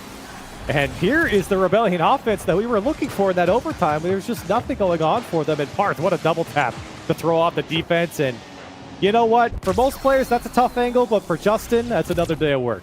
That's routine as it comes. But, I mean, when it scores once, it scores 3 or 4 times, apparently, because it's been an avalanche of shots and not a lot of contests defensively from OG. They have not been able to shut down these swings of offense from Shopify. So why stop here? Keep it moving off the backboard. J-Naps kind of sends it on its way into the corner. Parth somehow actually wins that possession. But what do you do here if you're OG? I mean, you do have plenty of boost to be able to get this to the midfield. Is it just a challenge problem? Is it a contest problem? Is it a 50 problem? Like, what's going on? Well, don't panic. I mean, you have a lot of time left in this game, and it has been a very poor start from them. But if you can get just even a fraction of the offense that you had in that last game, you can make your way back into this game. It all starts with that first goal, but it also starts with slowing down that Rebellion offense, which it seems like they have. But with these balls going off the backboard for free, it's getting a little dicey. I don't think anyone would contest that Shopify are the better offensive team when this matchup started. A lot of really impressive drives from OG that have made this series what it is, but if Shopify are going to do what they do so often, you got to find something else in the tank if you're OG. J-Naps just can't get the second. Noli back. J-Naps trying to slow it and beats Justin. It's a nice little 1v1 and a nod for the first goal. Oh, that's clean from J-Naps. And a great cut here from Nolly playing this. He got 2 players to bite on this. And look at the power slide from J-Naps to recenter behind that ball and then pick his spot. The defender thought he was just going to shepherd that one in, but J-Naps knew better. He had to be more creative, and he gets the job done. I think J-Naps gets the nod for the Hootie's hot check already, the heat check maybe, because he has been the best player on OG today. Keep feeding him the ball. Parth almost found the double. Almost was a 4-1 game. But if JNaps is going to be as consistent as he's been upfield, start to recalibrate this offense and call some audibles, get him back into the swing of things. Calm. Trying to work off the long clear. Naps already up for it. Looking for the double. Actually gets beat by 2-piece, and I think 2-piece just saved a second goal. And if that's the case for Rebellion, that's good because time's ticking down. OG are going to feel more and more pressure to push hard, and you've seen what happens when OG pushes too hard. There's been so many free counterattacks. Now, with a demo on JNaps, there's almost a free backboard. Calm there to jump in front. Another shot goes wide. That was an opportunity for their fourth on Rebellion, but now here comes Nelly and OG. Ooh, I like the attempt. Just a bit wide. A bit. Was into the corner. At the midfield, 2-piece. Got Justin. We'll pick up a demo. Power play here for Shopify. And back to full strength. Come off the reset. Gonna wait patiently, and just out in front, JNaps again might have saved a goal. Good bit of defensive work here from OG. They got to capitalize on the other end. Oh, Calm, maybe a double tap here. Follow-up tap in for Nolly. That's the type of play you're going to need from OG. And a brilliant pickup here from Calm. Utilizing his spins to stay with the ball. All of his boost expense to get that second touch. And he ultimately gives Nolly a free goal with nobody in front of him. When it comes to goals, Nolly has been incredibly quiet in this series. Granted, he's been facilitating a lot of the long touches downfield. But nice to see him pick up one here in crunch time when it matters. Calm, almost had a look. 70 seconds on the clock to play with before things get dangerous. Bumped off the goal line. Noli was looking for the extra bump. There's really nobody else around. Just trying to stay out in front and clean up some glass. Calm from the corner. Gets boost. Hand off to JNaps right at the net. Here comes Calm back into the swing of things. Calm leaving it. Maybe No going to re-challenge this one. Noli will be out there just for the pickup. But it looks like it's just a bit of a freestyle session here for OG. Not quite sure where they want to set up.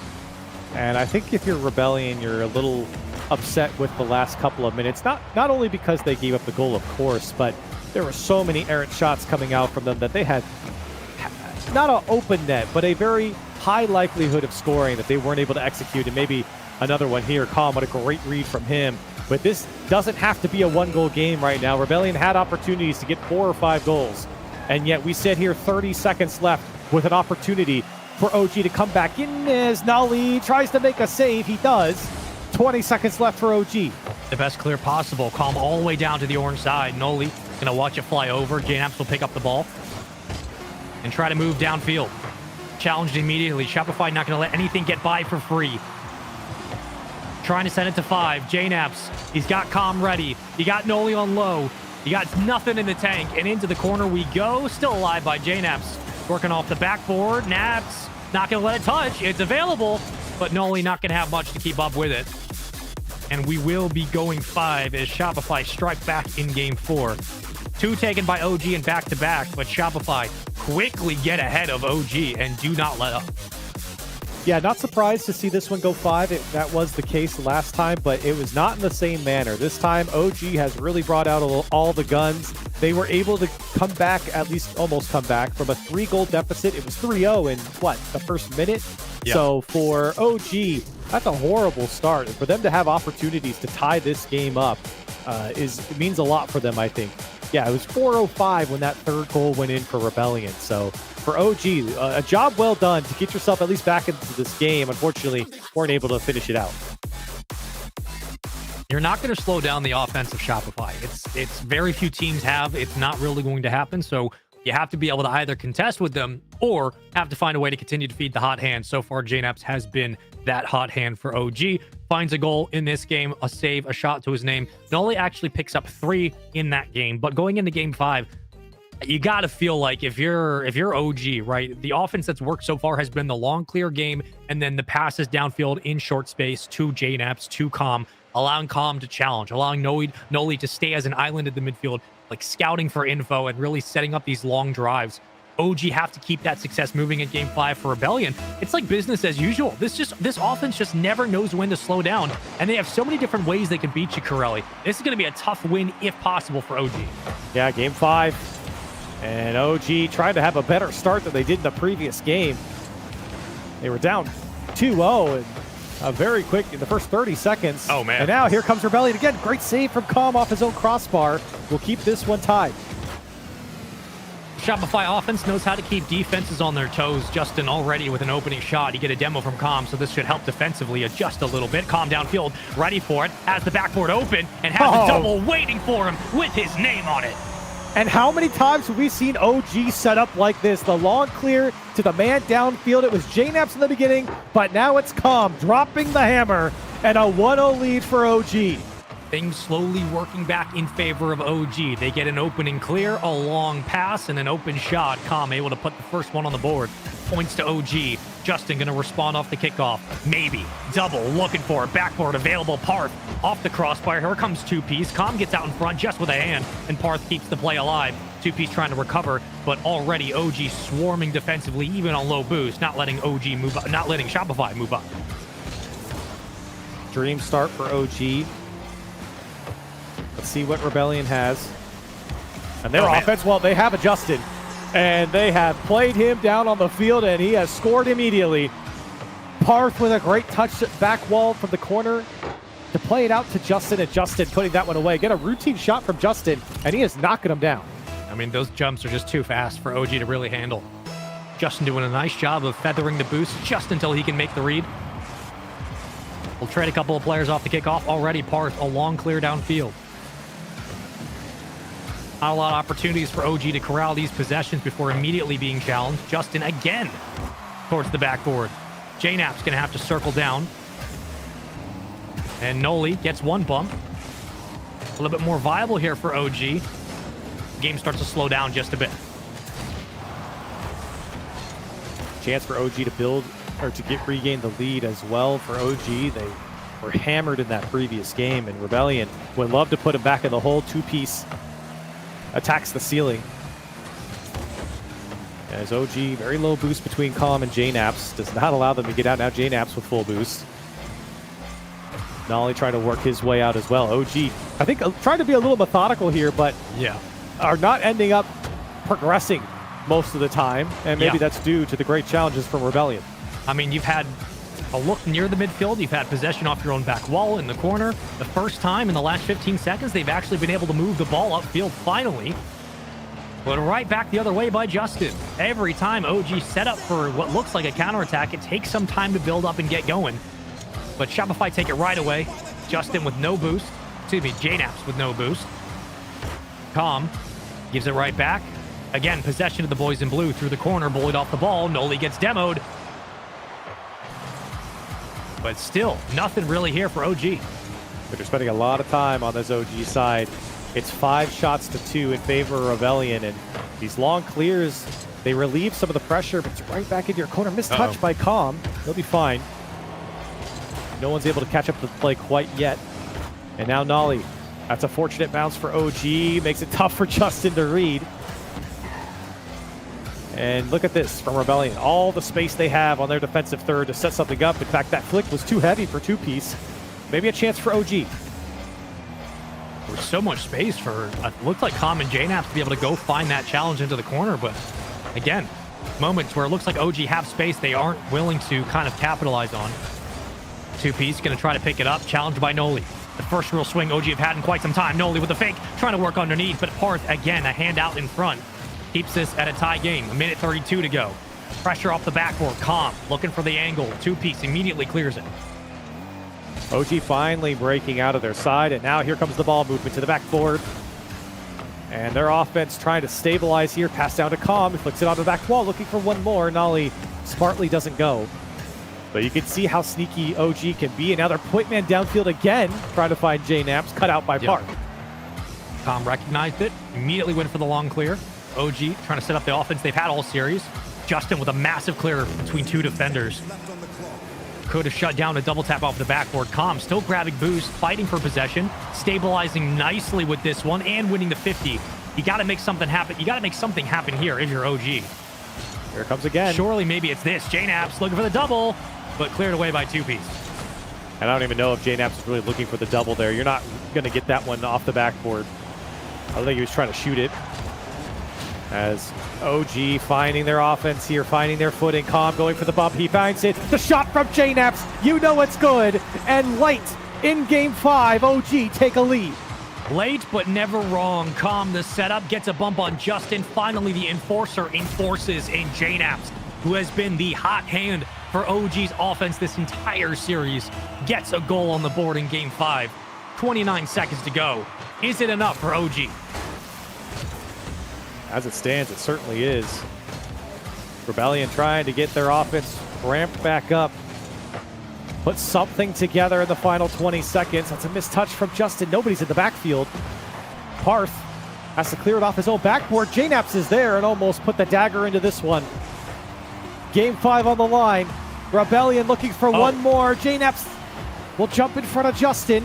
Nolly will let this one die, and OG will take it in 5.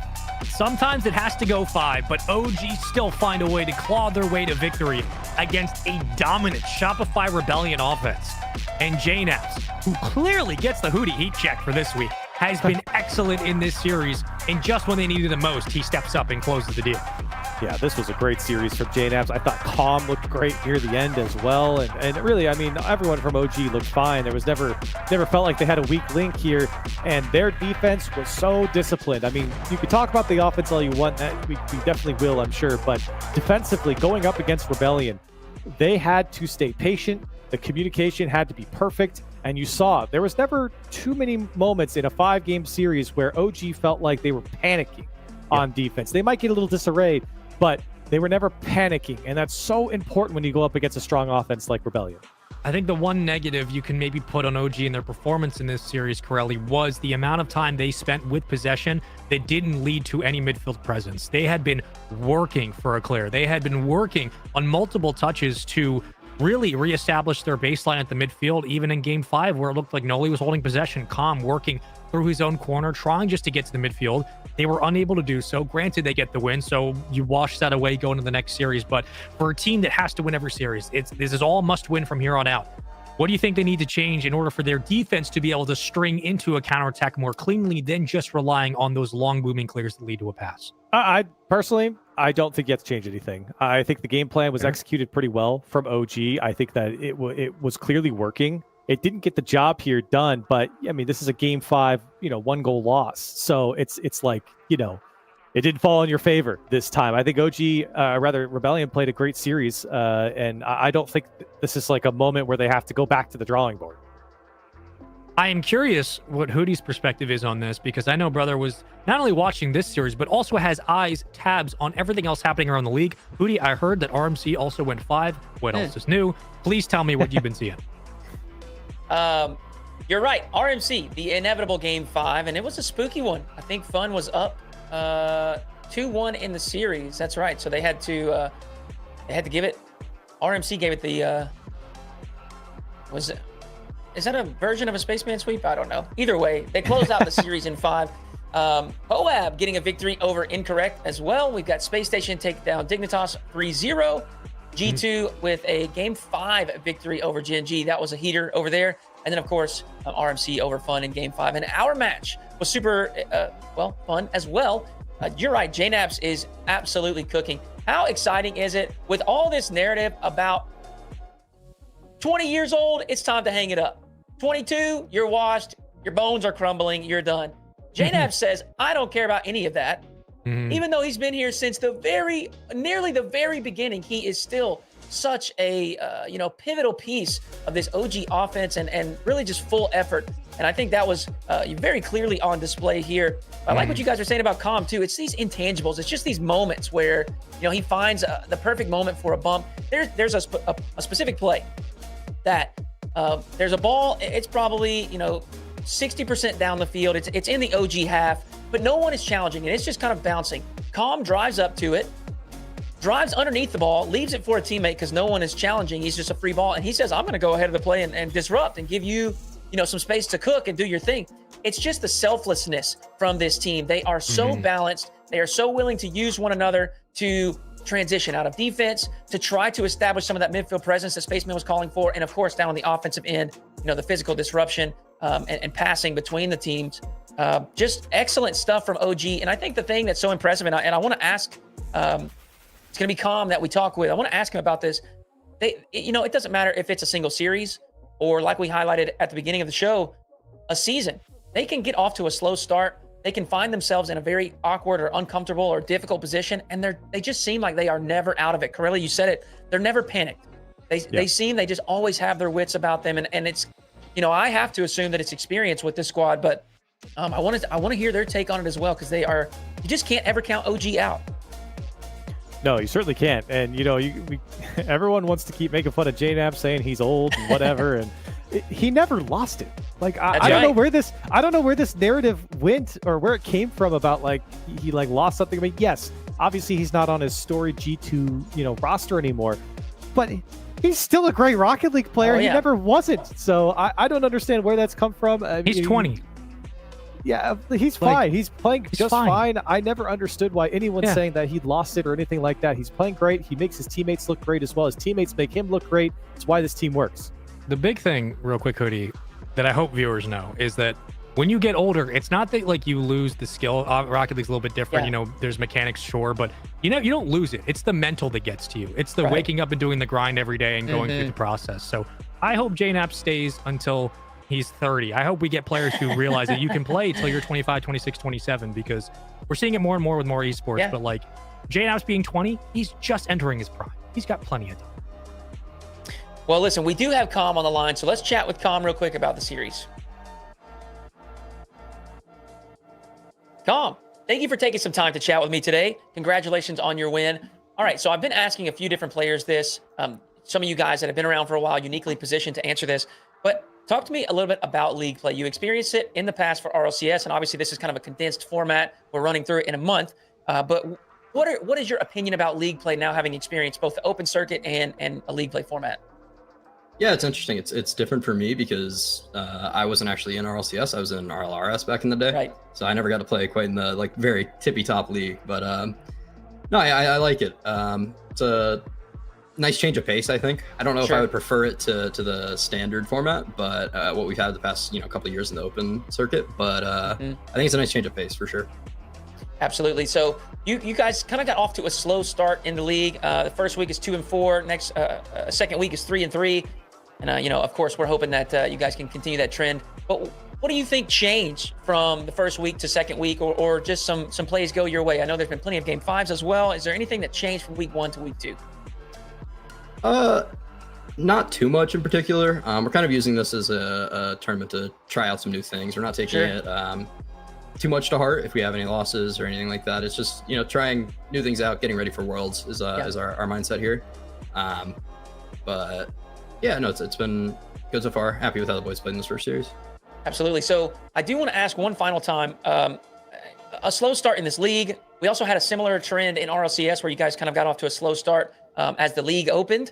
And, I think it's even similar in series as well. But one thing remains constant. It doesn't matter what situation you guys are in. You are never down and out. And I wonder, I want to get your take on it. What is your perspective? What allows you guys to always remain, in the running, whether you are, at the beginning of RLCS season going 0-3 in the Swiss stage and then surging back to make both majors and Worlds, or, a simple series where you kind of fall behind in the series? What is it that allows you guys to do that?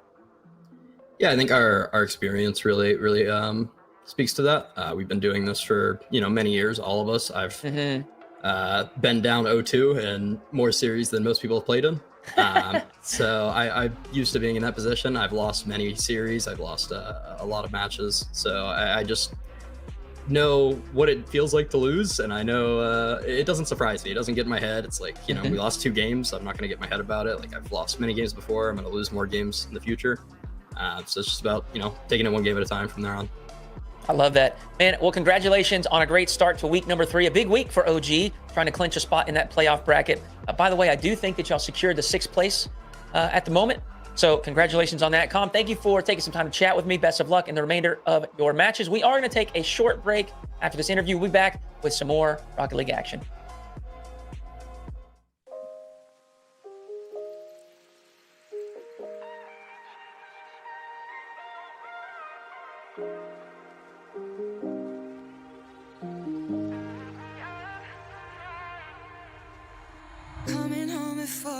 I'm staring at the holes in the ceiling. Feels a little smaller now as I'm trying harder to breathe in. Lying in the sheets, caught up in between dreaming and a nightmare. Ghost in the machine, you're haunting my sleep, a familiar stranger. Loving can be so hard sometimes. Give me a feeling in the silence. I need you as my alibi to wake me up tonight.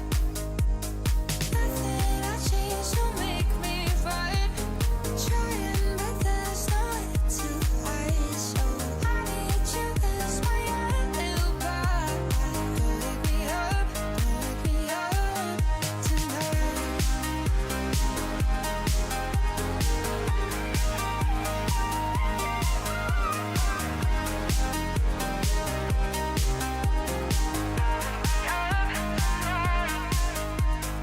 Waking in the morning, I can't hear you in the kitchen.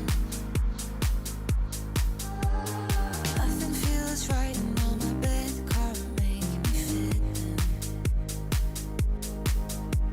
Lying in the sheets, caught up in between dreaming and a nightmare.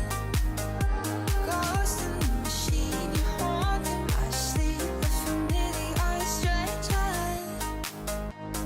Loving can be so hard sometimes. Give me a feeling in the silence. I need you as my alibi to wake me up tonight. Nothing I change to make me right. Trying, but there's nowhere to hide. So I need you as my alibi to wake me up tonight.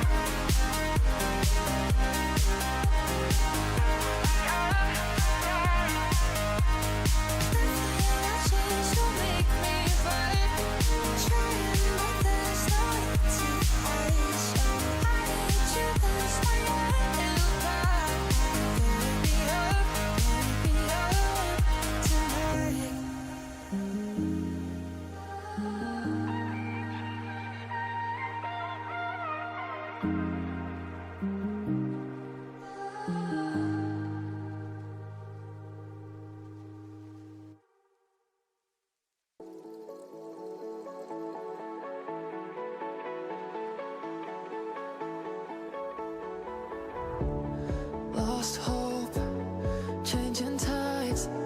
Try to remember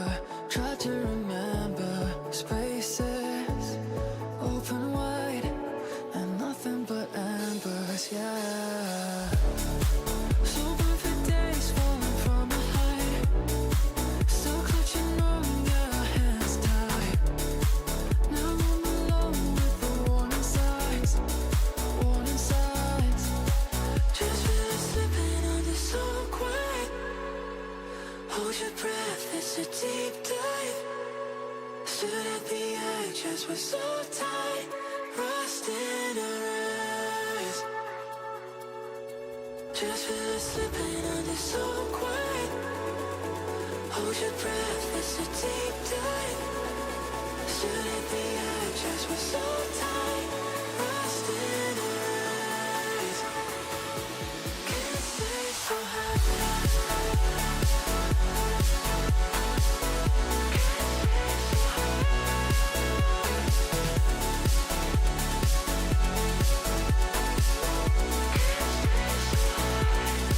Just feel it slipping under so quiet. Hold your breath, it's a deep dive. Stood at the edge as we're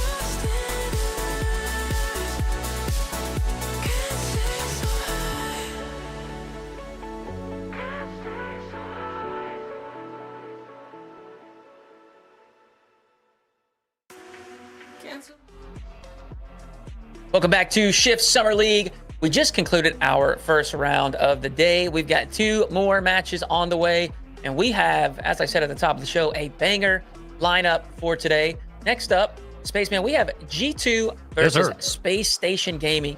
Now, before you take over, I want to remind everybody these two squads are tied right now, 9-4 in series record. So this is a battle for that second place spot. This is a big battle for that second place spot. And it's kind of wild. Like G2 being in the top 3, I think, was everybody's prediction for this league. The fact in which they've done it has not been the prediction. They have dropped way too many games and have been way too inconsistent for this team. However, this is a big moment for SSG to kind of solidify themselves in the upper semis. Again, there's really no chance that either team's going to drop down to bottom 6, but you're basically sitting almost dead even in map count as well. You got a 32-30 record for G2, 32-32 for SSG, so that obviously will change as we play the series. For both these teams, I mean, this is maybe the weakest G2's been and the strongest SSG has been, so this is a good opportunity for SSG to really pounce while the iron's hot. However, for G2, you might be able to overtake RMC if you win this series, if RMC are unable to win their next matchup and if Dignitas win. So it's like there's a couple of things in play right now for RMC to clinch playoffs. They still will, most likely, but G2 could really help solidify their seeding if they get first place overall. So there's some moving parts here, but this is a big one because these are 2 of the top teams in the tournament, one surging, one climbing back, and a good chance for SSG to kind of cause an upset. Now, Corelli, I want to hear from you, and I want you to give me your key player for both sides. G2, a little bit inconsistent. Space Station has been consistent, but obviously G2's kind of had the edge on them throughout the season. So I want you to highlight what are 2 players for you this series, one from each side, who's going to be the key for their team. Yeah, well, I'll pick the obvious one first for LG. The mitochondria, LG, SSG. The mitochondria of SSG, which is, of course, LJ. I think it's an obvious pick. Anyone that talks about SSG, I think LJ is super, super important just for an offense, but also defensively as well. He's very smart defensively, the way he positions. But for G2, I'm going to go with Beast Mode. And the reason why is because I feel like G2, they've been a little lackluster when it comes to some of their big, like, individual moments. And I feel like Beast Mode is kind of that guy who has those individual moments and kind of gives the offense the spark, or, whatever, the mental fortitude for the team, if you will. And so I feel like for G2, having a player like that who is consistently doing that, like we've seen on LAN, is super important. I don't know if I've seen it necessarily that much here in SSL, but I will say the last time these teams played, it was a 3-0 for Space Station Gaming. It was 3-0 for Space Station. So for G2, they're going to need some sort of spark here in their offense if they're going to play SSG properly. Well, let's just jump straight into predictions then, and I'll go right back to you, Corelli. We got your key pieces. Who do you think is going to come out on top here? I'm still going to sit with G2. I know that they got swept the last time. I know they haven't been playing perfectly here in the Shift Summer League, but I do think that G2 should be winning this series. We might be in for another Game 5, but if you get the Beast Mode individual solo plays, I think that G2 would look really good. And Spaceman? I got to go with G2 on this one. I think we'll go 4 at least. I think this will be a kind of a back and forth series. I think G2 will be slow to wake up. You probably see SSG take the first 2 games, or game or 2, because math. But look, I think, like Corelli's mitochondria, well done, by the way, I think the ribosome of G2 has to be, of course, Atomic, because he synthesizes Beast Mode and Daniel. When I started saying science, my brain shut down. Listen, I think that this is a team that really relies on Atomic. Clearly, like, Beast Mode is the X factor. He is their star. But for the consistency factor of G2, they have always relied on Atomic. They relied on him at LAN. They've relied on him in this league. I really think this is maybe the most important player for G2 at this moment, especially when it comes to, like, their run this season, especially with Worlds coming up. If you got Prime Atomic playing well, he just elevates everybody else, and we already know what Daniel and Beast Mode can do. So I got to think that if he shows up in this specific series, G2 should be able to handle the pressure. All right. I feel like I have learned a little bit today. It's been a while since I've heard some of those words. Yeah. And I'm just going to keep it simple. I think G2 is rolling. They are back. There's some cobwebs they had to shake off. They got their major win. You know, they're probably chilling. They're celebrating a little bit, excited about getting that dub. And now they are back into the swing of things. They're rocking and rolling. Week 2 was a much better performance from G2. I think they are going to shake off the consistency issues here in week 3, rolling into the playoffs next week. So I'm going to go G2. I'm sure this will be a great series. Maybe we go 4, possibly 5, but I got to lean with the NA top dogs at the moment. Well, listen, we've got a sweep across the board. We'll see if there's a sweep down on the field. Spaceman and Corelli, take it away. Corelli, Spaceman. Corelli. It's time once again for NA's finest, G2 versus SSG, NA's second finest at the moment, not RMC. I don't know why. Guess what? G2 going head-to-head with SSG. Last time it was a sweep. SSG took them the distance, and by distance, I mean they packed them up early and sent them home. But it's a very different situation here because both these teams are essentially qualified for the playoffs. Now it comes down to doing the dirty work on the field. A best-of-5 on the docket. Who's going to come out on top? G2 have a lot to answer for. Spaceman, what's your favorite part of the cell? The cell? Yeah. Animal cell. Okay. The membrane. Mine's Atomic with a flip reset. How about that in the first 14 seconds for G2? That's my favorite part of the cell. It's Atomic and Daniel. Daniel beating out the first defender. Atomic beating the last. G2, I mentioned you need beast mode. Well, maybe you don't. It's Atomic and Daniel to start things hot. You think you're slick, huh? You think you're so special. You think you're so special because I picked Atomic in the pregame. Spaceman Incredible Yap session. I mean, duh, that's why I'm here. I'm here to yap, baby. Let's get it going. G2 already started off hot with Atomic. They open up the lead and proceedings with a 1-0 lead. I told the players whoever gets a musty in this series gets 5 gifted. So far, though, nobody answering the call. That's okay. Atomic already opening up the scoring for G2. He will be the X factor for this team. But you talked about beast mode in the opening. You talked about what he brings to the table, not only individually, but how this team kind of works through him. I mean, did you just need him to be an X factor for G2 for this series to be a little bit more viable for them? What needs to happen? Because they've been slipping in this tournament. Yeah, X Factor is a good way to describe it. I just think that you need some unpredictability from G2. I think they've been very predictable throughout their series. In the series that I've seen, you look back, we didn't get to watch it, obviously, because we were casting the previous series. But you look back to them getting outscored by Gen.G in their last series just an hour ago, or just a minute ago, where they're getting outscored 12-3 in 2 games. I mean, that's ridiculous for G2 as they give up the equalizer to Chicago. And for SSG, a great response with some demos and a little fake from Chicago ensures the goal.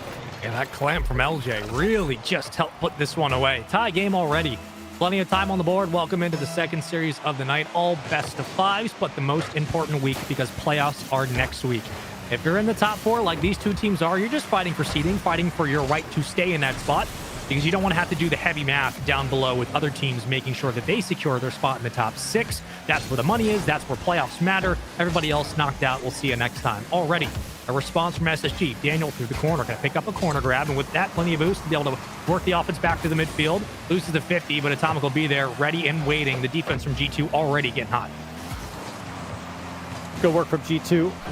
Finding a little bit of space for themselves. And I think that you can see from SSG, they're happy to invite it in. They're able to put up their wall in front of their net. But like we said, I think a big X factor always has been beast mode. He's a very dynamic player, very explosive player. I think you're going to need that against a very quick SSG who have given up the backfield, and you won't be quick enough to get back to this one. G2 back in the lead. Another big flick by Daniel, even though you get a delete there on beast mode. Atomic, again, ready in the right space. So many times the success of G2 comes down to their spacing, how quickly they're able to win the touch, make sure their teammates are ready to continue to play. Even there, similar situation. You get demoed, but you're not out of it. Even when you have a man upfield, Atomic once more putting the second one forward, and already the lead continues. G2 up 2-1 with plenty of time for SSG to get back into it. Comfortable so far for G2. Of course, they gave up their first goal, but they've done well here to keep SSG at bay. And LJ, he's trying to set himself up into a very precarious situation. G2 instantly shut it down. Now beast mode can't grab a hold of this one as Atomic trying to keep it in the mix. Ooh, bit of a congestion on the back wall, but SSG do escape for the moment. They can breathe a sigh of relief at the midfield. Chicago making the most out of nothing and getting 2 to follow through. Again, beast mode still able to get back out onto the ball. Atomic gives it back to Daniel. And the defense here from G2 enough to escape into the midfield.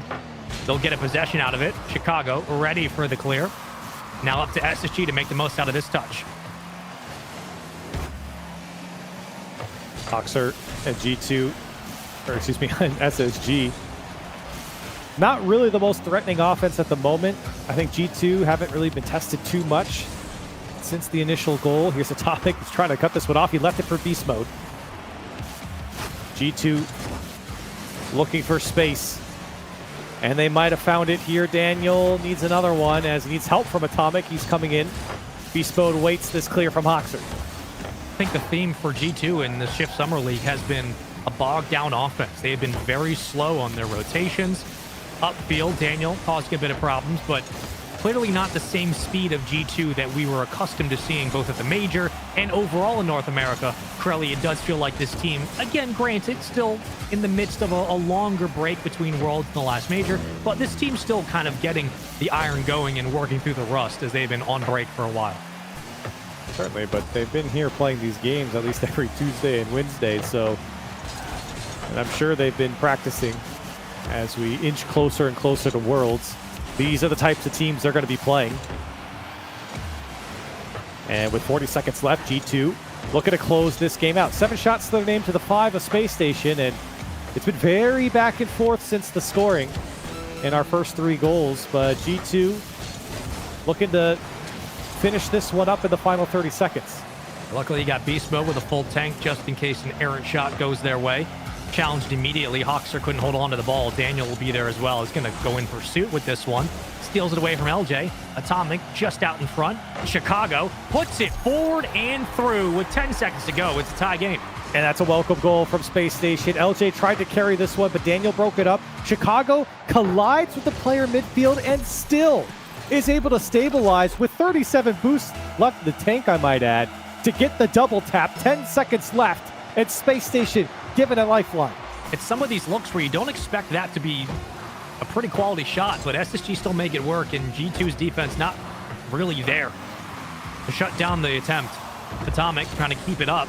Over to Daniel, has him. Whoa! Okay, all right, buddy. Let's go to OT. Let's just act like that didn't happen. My goodness, Hoxer could have just let that one go. And now, watch this. He's going to put this one away. Never mind. He tries to set himself up for Space Station. Trying to get that offense going. I really don't feel like Space Station's offense has been amazing this game and gotten the job done. A clear comes off the backboard from Beast Mode. That's his 3rd save. He tried to get the dunk, and now everyone vacates the G2 side except for Chicago. Hoxer gets a demolition, and man. LJ takes his chances. Another demo comes out, and Space Station setting up for the pass. This one off the ceiling, and the shot from LJ. Almost a highlight reel play is denied by Beast Mode. There's been some risky setup defensively from G2. They allowed Beast Mode to rotate out to the opposite corner, pick up boost, find a demo, and take his time getting back. The pass, it almost looked perfect. 2 times back-to-back. SSG have been primed to shut down this first game. They just can't find the window. The opportunity's there, but they give it back to Daniel. Atomic gonna try to meet this touch. He will. Atomic following, has the double just a bit wide, and LJ will get the ball. Good work from Space Station. That was the most dangerous look I think they've had all game, despite not scoring. And 9 shots now overtaking G2, but G2 looking to answer back. Beast Mode, that was dangerous with the double tap looming, but couldn't put it on target. Well, SSG are starting to lose boost. They're really going to have to fight these midfield challenges because Chicago, the only one up on the backboard to be able to maybe contest those angles, but they do hold 2 back. So when things look dire, SSG do a nice job of pulling their numbers behind. Chicago will allow Hoxer and LJ to move upfield. No grab, never mind, missed the corner grab. He'll come right back out, has no boost to continue it. A mistake defensively from SSG that at the moment is not biting him. Almost 2 minutes of overtime. And Space Station looking to move up their line on the G2 side. G2 have been very comfortable here, haven't panicked too much. Over to Space. Daniel. Catch back up to it. Over 2 minutes of overtime now. Everyone from G2 committed on this one. Atomic, the 3rd man. Picking that one up. It's now Daniel who's raced all the way back to pick up the slack.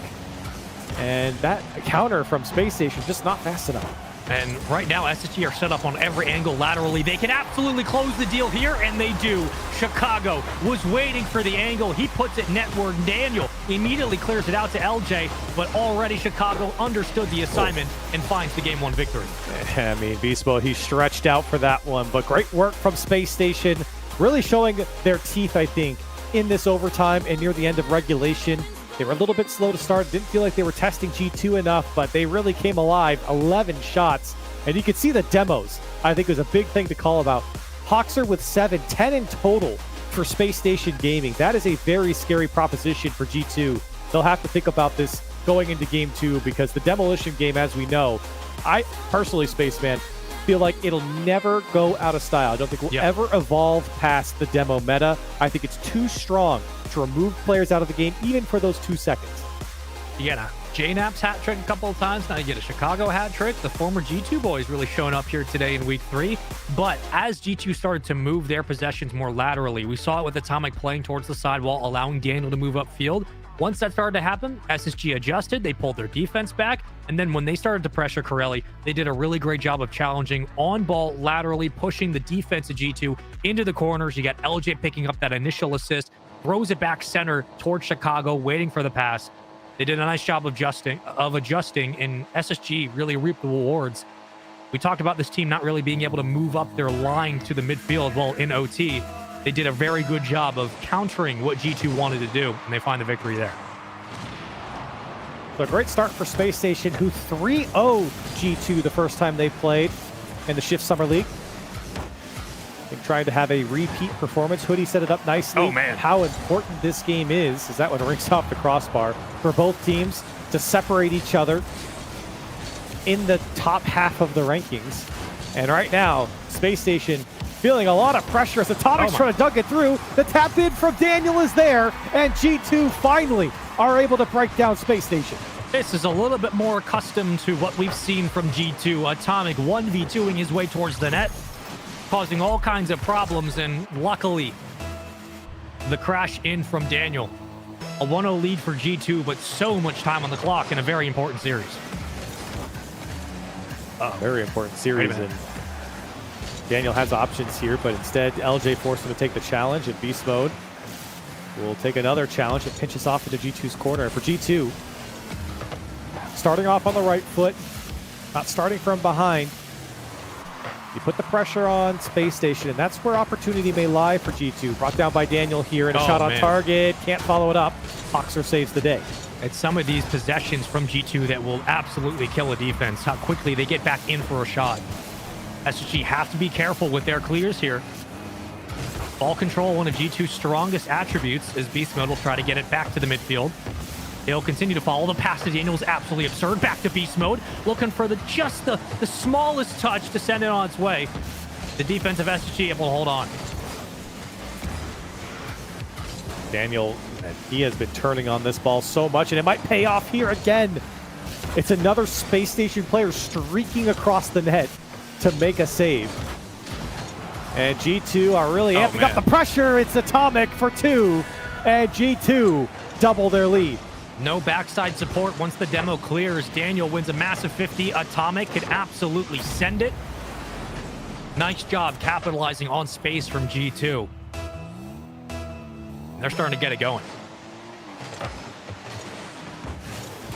Now for Space Station, you kind of look to their side and say, okay, how do we get our offense going? How do we slow down this game? And how do we gain possession? Because at the moment, I don't feel like they've done a great job of holding on to that possession, and you can see what happens. Beast Mode now, very dangerous. Flip reset, slow it down. Daniel wanted a piece of it. Atomic took it away, and then he put it wide.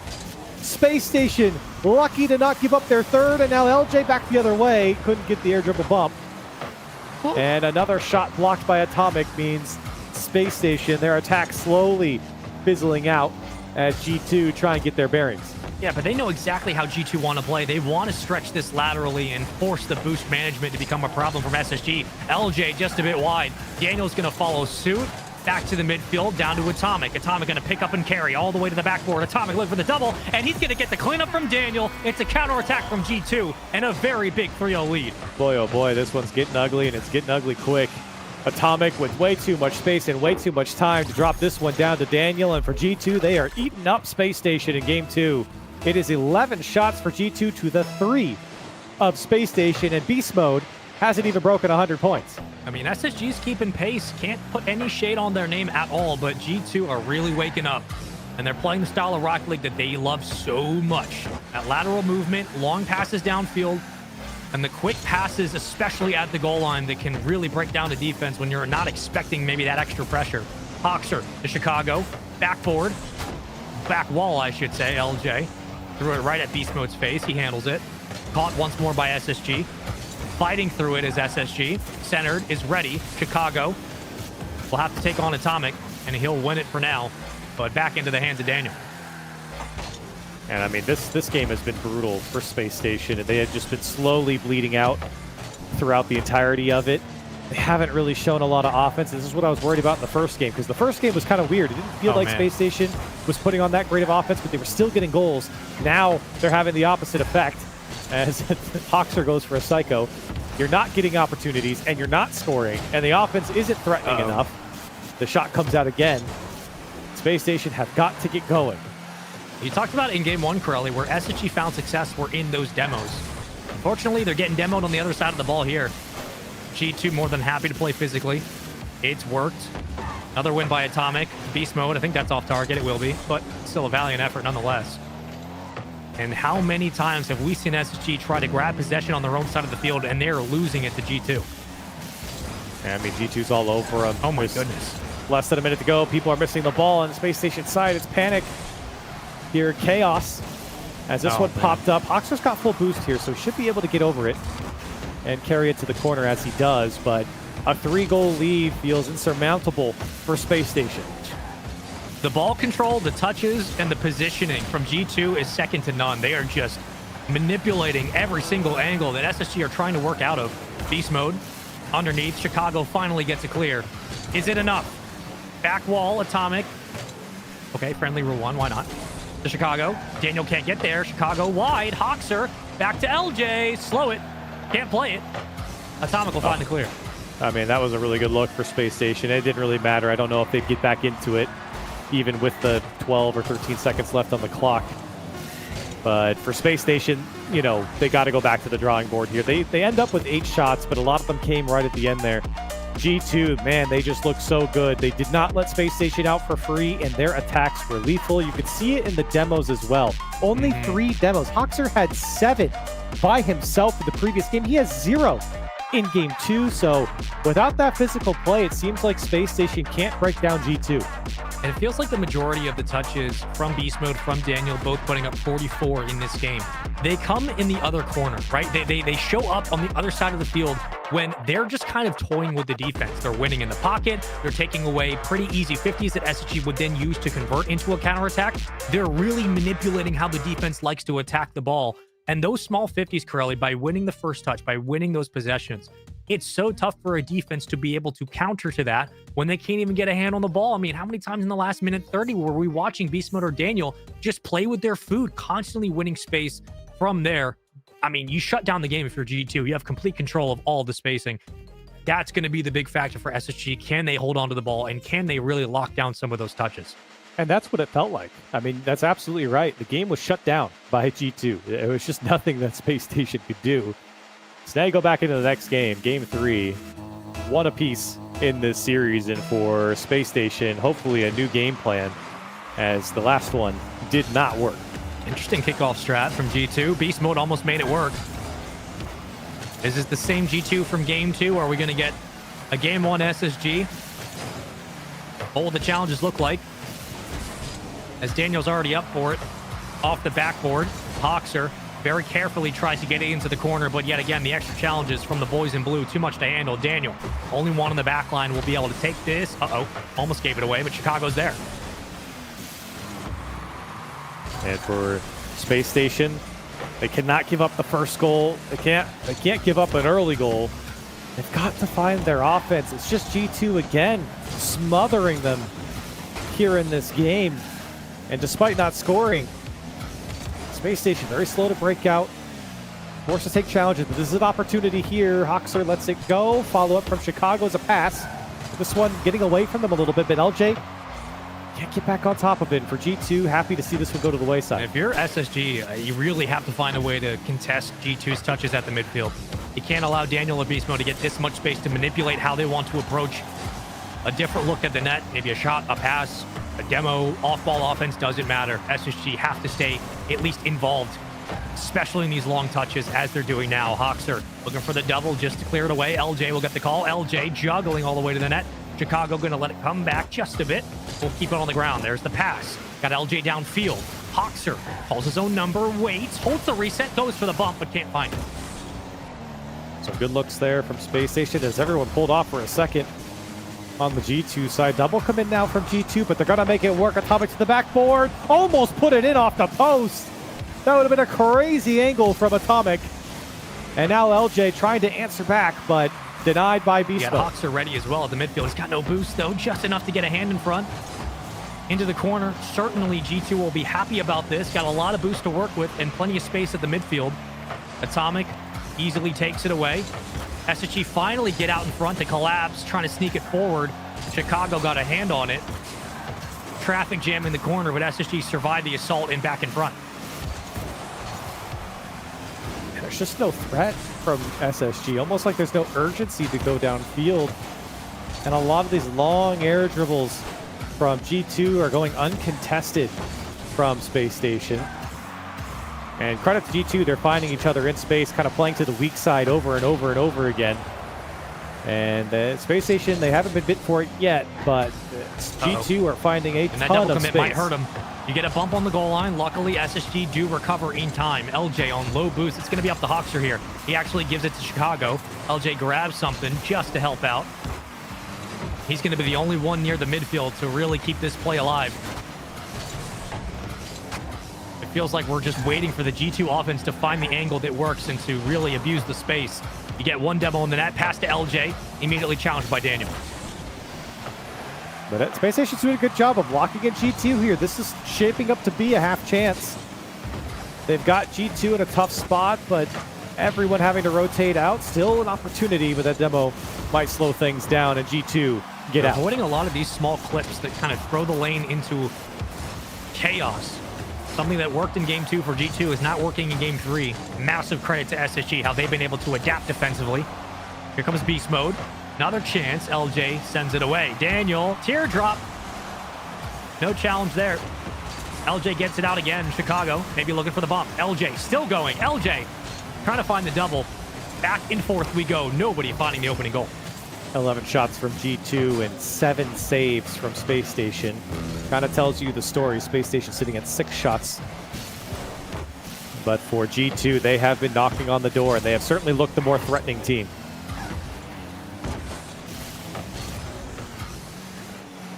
Feels like SSG are so close to opening up this game. They've been able to go blow for blow against G2's defense. And to the credit of G2, they have not relinquished from playing laterally. Still working all of the side wall as much as they can. LJ maybe didn't get the first touch he wanted, but still keeps the play moving, gets the bump. Daniel's already up. Daniel had the pre-jump ready and just perfectly set up by G2. Beast Mode will be just a bit wide. SSG do survive. Another one where maybe G2 could have put that one away. Hawks are coming from the ceiling, and Space Station might have the last laugh here. They have an opportunity. Unfortunately, they're playing so deep. Hawks are sitting midfield line, and LJ sitting almost at the top of his own box on that play. They want to go to overtime. They did not want to commit too hard. Meanwhile, G2, they're committing hard. Atomic's there. Shot to the right side. Will go wide, and G2 not able to close that one out. Into overtime has we been go. Great for G2. Accuracy has been a problem. Hawks are going to take his time with this one. Try to bait a challenge from Beast Mode. Gets it around one. Hoxer perfectly set up. The mind game's now working for SSG. Chicago, he's out in front of the net. Chicago scores! What? And the mind games from Hoxer buy SSG a game.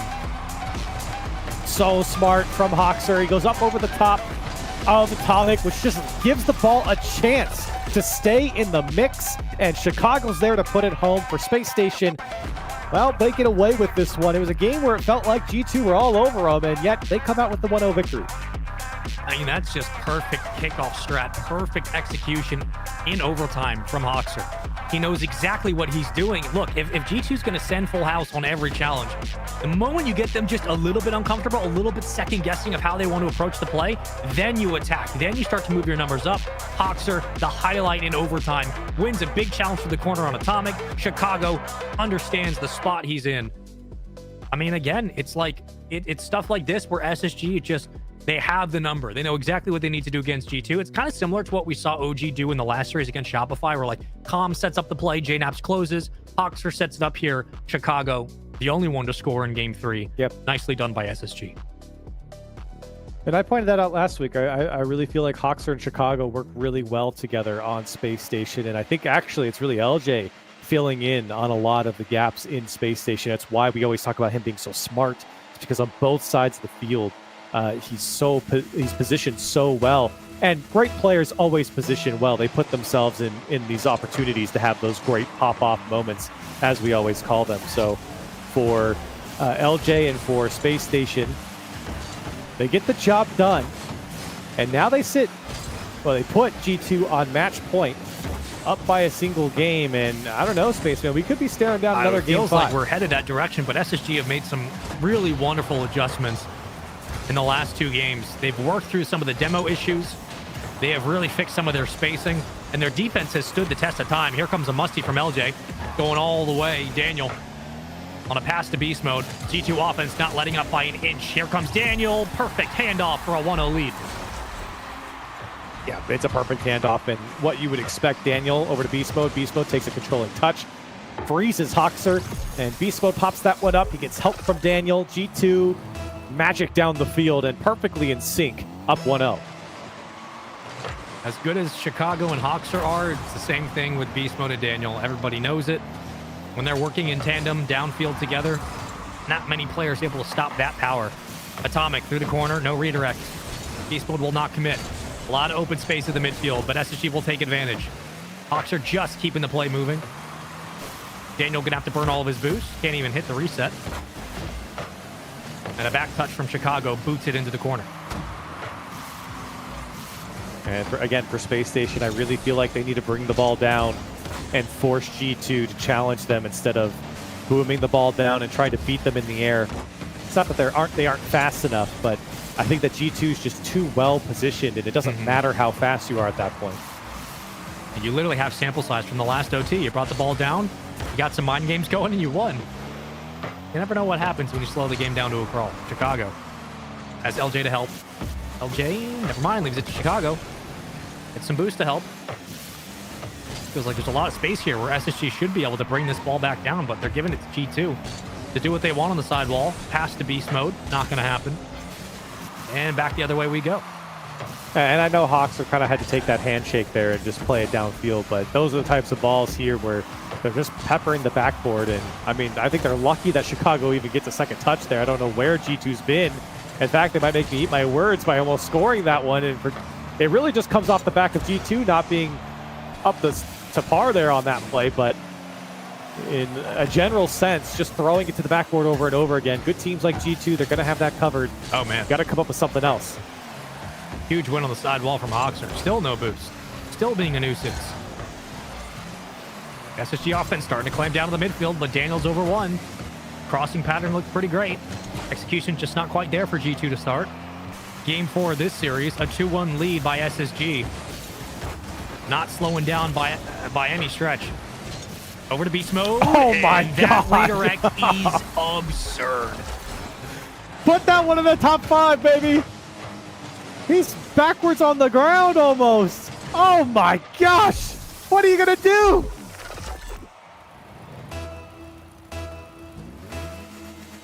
Sorry, I was writing down that for the top 5. Here we go. Beast mode doing beast mode things. Perfect pass. A better finish. That's the word. 2-0 lead for G2. Got a feeling this one might be going to Champions Field. Even when you think you got him like locked down, beaten just a little bit, G2 do something. They pull something out of the hat. And it just makes you think twice about how you're playing the game. That's tough for Space Station. Again, it's a game where I don't really feel like they've been terribly threatening, rather. They put up 2 shots, but G2's put up 4, and they've converted on 50%. This is a huge opportunity. LJ does get the dunk. Unfortunately, nobody able to get up, and I don't think it was in a scoring position. Daniel will throw it down the field, and Space Station has to start over. We'd love a goal in like the next 15. At least bring some pressure off their shoulders. Flicks it over Atomic. LJ couldn't really handle it. Chicago will be there. Pass to Hoxer. Back into the box. Beast Mode already pre-jumped for the touch. Gets it to Daniel. That looks like it will be a goal, and it will be. Downfield dynamite from Beast Mode and Daniel. Well, we might be getting a game 5. Beast Mode is already up for this one, and he found Daniel on the far side on the counter. G2, I mean, they just make it look so easy. Both Chicago and LJ sitting with 80 points and donuts across the board. Space Station, they haven't even been getting touches on the ball. It's just effortless from the offense, and I think that's the scariest part. It's always been that way. Ooh. Everybody who's played G2 has talked about just how cleanly these players get upfield, set up for one another, and execute on their passes. Oh, a little bit of an extra fake. Why not? Daniel just flying around the field. Why not? Through the corner. Feels like all is formality now for G2 as they will try to send this to 5. But, I mean, I guess the takeaway for SSG in this game 4, Crowley, has just been, you know, keep an eye on Beast Mode or Daniel upfield. Just always keep an eye on where they're at. Other than that, it feels like SSG has played this pretty well. They just have not been able to put anything in terms of points on the board. Well, I feel like SSG's played too deep, and in a lot of cases, they're trying to play space instead of the man, where they're just allowing G2 into the space. They say, okay, that's fine. We have a man that can make a play on it if we need it. But because of that space, G2's just playing around it. They're just playing around Space Station right now. And that's why you're finding Daniel downfield with no one on top of him and no one to put it away. And what a shot. I know it's a 4-0 with 13 seconds left, but crazy touch from really everyone on G2. Atomic especially here to play it into Daniel. But G2, I mean, they are scorching hot coming out of this game. The longer you give them to warm up, the more scary it becomes. Oh, takeoff goal. LJ got to put it away. He will. At least you get something for the road. Don't call it a comeback. I don't know if it's mathematically possible. It might be, but I won't. You get something for the road and certainly build some momentum, hopefully, as they go to Champions Field. But for G2, just complete control of this game. It is actually mathematically possible, but you got to be crazy to do that math, and it's not going to happen. G2 comfortable here in this game, and this is very scary, I think, for anyone, not just for Space Station, with the way G2's been playing full confidence, and they really woke up. I don't know what they had to do, but they got their acts together, and it's a 5-1 blowout here in Game 4. They flipped a switch in Game 2. We always see this G2 squad, at least in the Shift Summer League. They start slow in Game 1, and then Game 2, they start to figure it out. Game 3 is a bit of a slugfest, and then they turn it on. I mean, it's the exact same thing here. In Game 1, very slow. SSG's physicality was too much to handle. Games 2 and 3, a little bit of a bounce back, some counter punches there from SSG, but this was the statement that G2 like to make in series like this. They start to break away from the pack. Daniel with almost 800 points, Atomic 388, Beast Mode 388, Atomic 365, but a hat trick for Daniel and the assists across the board. I mean, Daniel had 5 shots, 2 assists, 3 goals, 2 saves. He was just everywhere on the field. Yeah, he really has those types of games where he just kind of does a little bit of everything. Downfield as the point man, defending, and of course a shooter as well. And for G2, they're better for it. As you said, a hat trick for Daniel, and for Space Station, this is their last chance. This is the last game they're going to get, obviously, in the series. It's Game 5. And for Space Station, they've got to show us some offense. They can't just play defense the whole time. And I do think it comes down to bringing that ball down, slowing the game down, forcing G2 into you so that you can find space behind them, beat that first man, kind of the basics here. I do think they've been sitting a little bit too deep for my liking, at least. And I think that G2's been able to take advantage of that. The midfield's been given up just a little bit too much. So for Space Station, it's a little bit of everything when it comes to their offense, but certainly something that's not out of reach. You referenced it at the end of that game, how SSG were playing around the space of G2. When that happens, you can see why Chicago's not a factor. When it's a much closer game, especially when we're playing more kind of man-to-man in the corner, when we're playing at the midfield, really contesting what SSG like to do, Chicago's been offensively excellent for this team. He only had 92 points in Game 4. He has to be a factor in this Game 5. You need everybody on this offense to step up to beat G2. Quick reminder, RMC have qualified for the playoffs after beating OG 3-1. Fun still have a chance, but Chicago answers the call quickly and finally gets SSG on the board. And a perfect start from SSG. And what a little flick from LJ to find Chicago. A little flick on from Chicago means a goal. And for Space Station, it's the perfect start for a Game 5. That's a necessary start, especially to get Chicago back involved in the offense. For some respect once more from the G2 side. Beast Mode was challenging from his own side of the field, because why not? LJ gets a flick and a demo to help. And already some urgency coming out of SSG, recognizing that they got to kind of play a little bit closer to this offense. It's plays like this that you just saw from Daniel. He brings the ball down, just carries it over the midfield line. I'd like to see a little bit more of that from Space Station. You just buy yourself so much space, and look at this from Atomic, and she bounced it off everyone, and finally into the net. This is a missile. Daniel from the corner helped with Beast Mode. Atomic can finish his own play. I mean, I know it says 45, but that wasn't real. That was a missile from Atomic. And just as quickly as you start, G2 respond. And that all starts with Daniel just bringing that one down and carrying that one into the mix. Smart from G2, smart from Daniel. And now G2 finding their equalizer. Atomic, oh, he's not going to find Chicago. Beast Mode gets punched out of the way. It's an open net. Daniel saves the day for G2 as SSG got clever with their physical game and almost paid off. Got to feel like any touch from G2 is a threatening one. So if you're SSG, the defense needs to be pressed at all times. Hoxer just shadowing, shutting down lanes that Atomic could work through. Chicago will get a full tank. Just trying to keep pace at the midfield. And I like the adjustments we're seeing from SSG now as they really start to work against these counterattacks of G2, doing a nice job at the midfield. LJ with space, so he took a little bit too heavy of a touch. Those are the spots you want LJ in. He didn't have a ton of boost either. As Space Station, how'd this one find Chicago? And Daniel, again, who has been the backbone of the defense for G2, making another big save.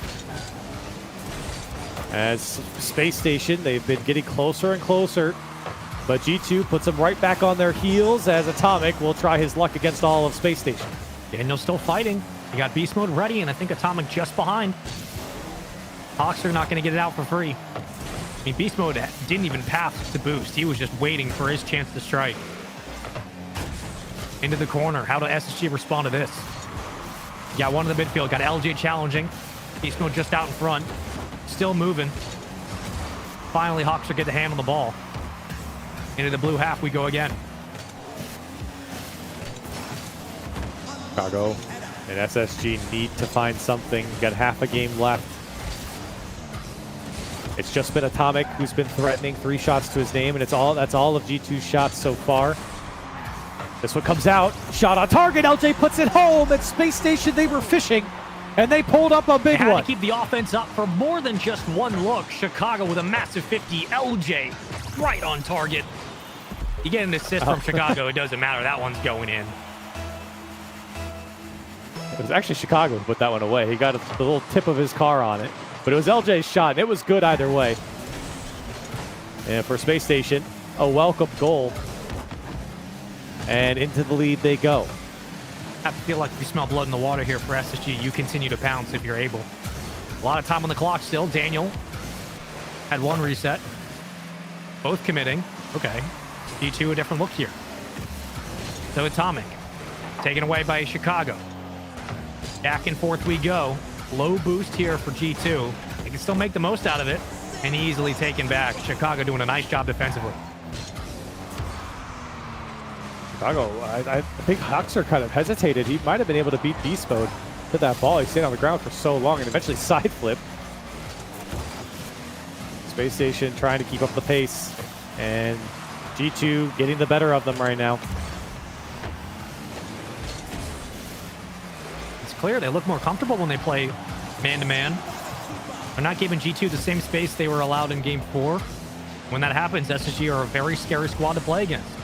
They do a great job of controlling the pace of play. LJ gets a demo. Back to LJ. Plays boost. To Daniel. A little shimmy, shake, and go. There's a musty. Or was that Rezi? Into the corner. LJ going to pick it up, but the G2 offense will not leave.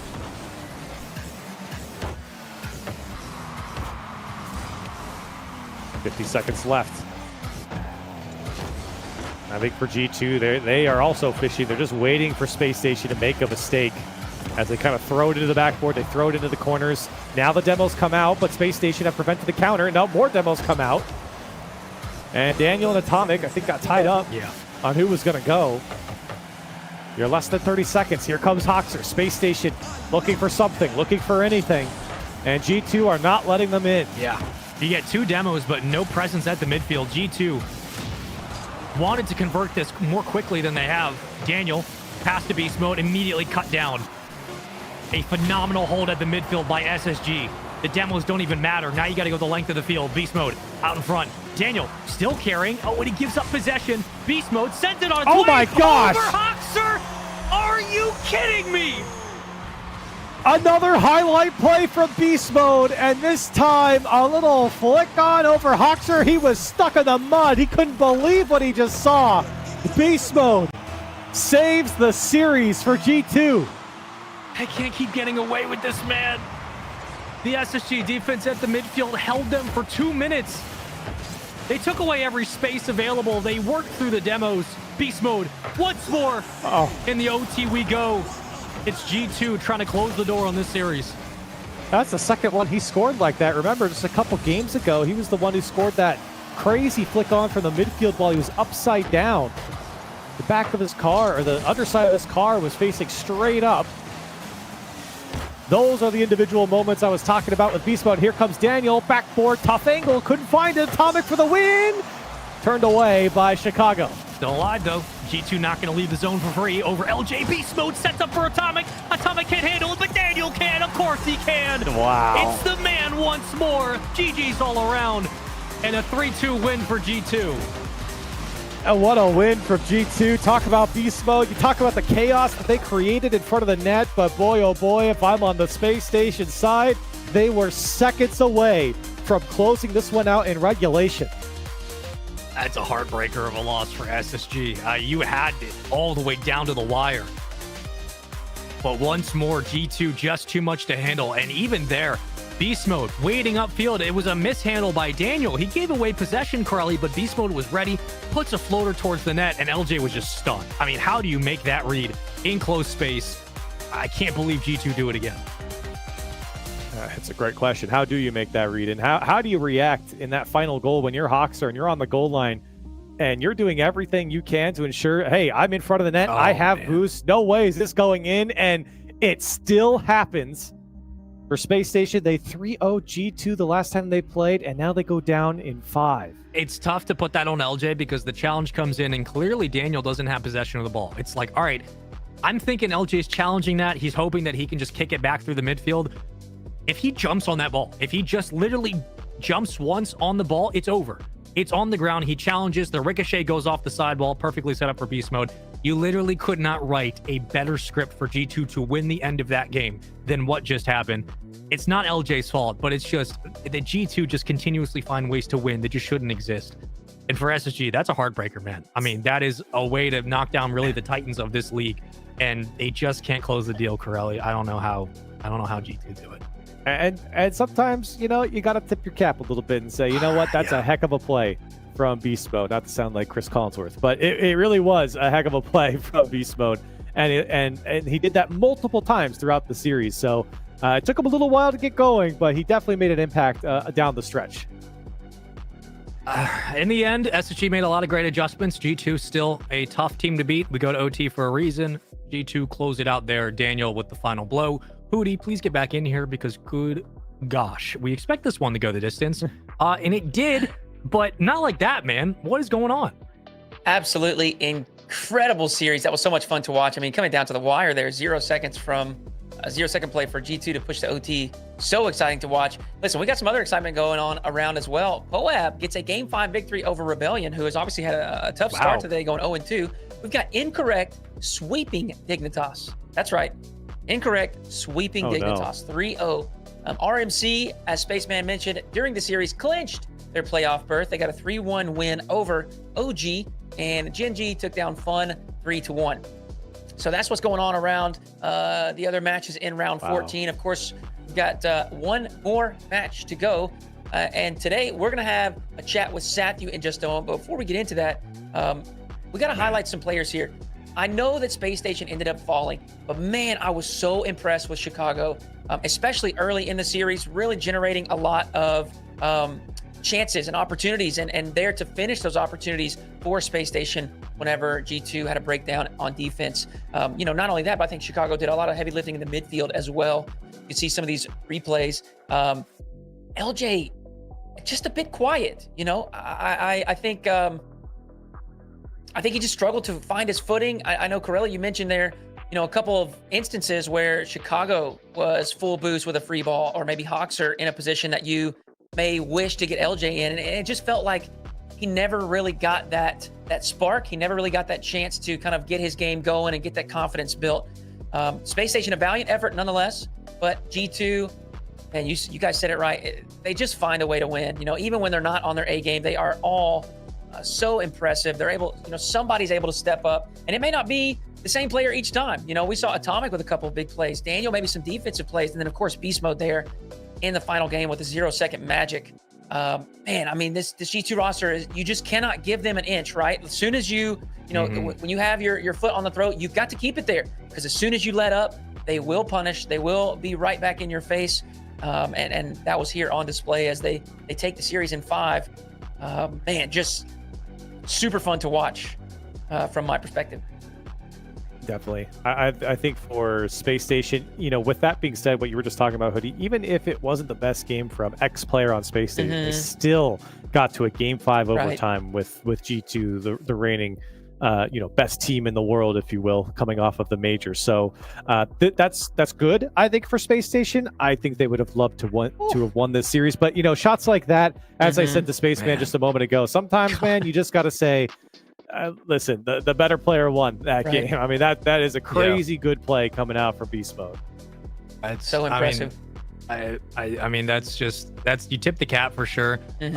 But credit also to SSG in that whole series. I think Corelli, real quick, broke it down best when you said, like, when you give G2 space, that's where they kill you. And SSG, when they gave G2 space, we didn't see LJ be LJ or Chicago be Chicago until they started playing man-to-man. But G2, man, they always find a way. Always do. They're always in it. Well, listen, we got Coach Sathu on the line for a quick interview. Let's send it over there and chat with him for a moment. Sathu, thank you for taking some time to chat with me today. All right, first, I want to get your immediate reaction from a coach perspective, a coach POV. You can't play, right? You're just sit there watching, and you're stuck. What does it feel like when you go through a series like that? A 0-second, game tying goal, and then you're able to win in OT. Is the heart rate up? Is the blood pumping? What does it feel like from a coach POV? It's definitely blood pumping. I think maybe in this series I'd even potentially come to terms with the loss, just because I was I saw the way the 0 seconds was playing out. It was definitely not in our favor, but some divine miracle happened, and we came away with it. Also, Beast Mode hit one of the most ridiculous shots I've seen. So it's definitely blood pumping, but feels good to win. Beast Mode, aka the divine miracle. Man, okay, I want to ask you this because we haven't got to talk with you yet. G2, clearly a great season, and this Shift Summer League provides you guys an opportunity to practice a little bit before Worlds. So I'm curious, what is you guys' approach to this? Is this something that you're just refining and continuing to tune up for the World Championship? Are you guys kind of taking it easy? Are you experimenting, maybe throwing in some new, kickoff strats or something? What is you guys' approach to Shift Summer League? It's just be getting reps towards practice for Worlds, I'd say. It's like getting ready for boot camp, I guess. It's a precursor to that, really, before we kind of play all the international teams. I think we definitely came into the Shift Summer League a little too lightly. We kind of treated it we looked at it in the complete wrong way. And it took probably last week on Wednesday, the second match day of last week, kind of us to talk it through and realize, like, this is worthwhile practice. This is why we signed up for this. And so we completely kind of switched gears since then, in practice and in the actual matches. So still definitely refining quite a bit. Lots of goals kind of we left out on the field that we ended up not scoring, and kind of some series going closer than we'd like them to. But we're getting back into the rhythm of things. Well, I want to get your, just reflect. This has been a really incredible season. You guys have been in the finals of every single RLCS event. including both majors. Obviously, you got a runner-up in one and a major W. Now, obviously, I know for you and for every team, the ultimate goal is the World Championship. So I know job's not finished, right? But I want you to reflect for a moment because this is an incredible feat. I think we have, over the past couple seasons, been a little bit spoiled, seeing some teams do so well with Vitality's run. KC at the beginning of this season with a 3 victories straight. Those are incredible feats, and so is this, minimum top 2. So reflect on that from a coach's perspective. What does that feel like throughout the season, never finishing outside the grand finals? I mean, it's historical for us, and for, I don't know the last time a team has been this consistent throughout the entirety of a season, especially one that includes like in-person tournaments, in-person lands. Right. So, it feels awesome. I mean, we're doing something special this season. We brought together a special group of guys, and we're really kind of meeting expectations, I guess, of the roster. I know some people maybe had a few doubts on maybe how consistent we could be. There were some people maybe worried at the beginning of the season, maybe we were going to be actually a very inconsistent team, but we've done the complete opposite. So, I mean, it's been amazing. And, like you said, job's not finished. One more tourney to go. That's right. Well, hey, I think it's a testament to you guys' work ethic and discipline to remain consistent throughout. Like you said, it's a very difficult thing to accomplish. Sathu, thank you for chatting with me. Congratulations on your win here, and best of luck for the remainder of league play. We are going to take a short break. When we come back, we've got RMC versus Gen.G.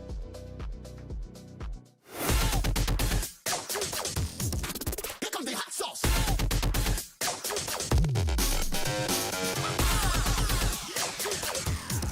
Here comes the hot sauce. Yeah, drop the beat.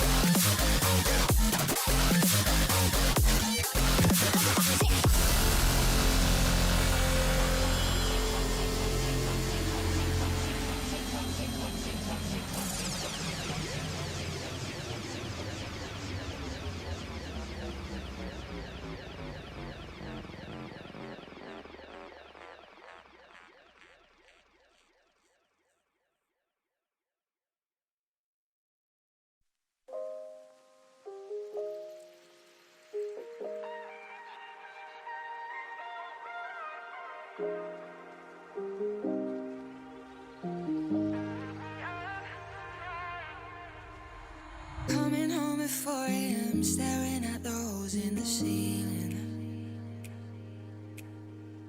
Feels a little smaller now as I'm trying harder to breathe in.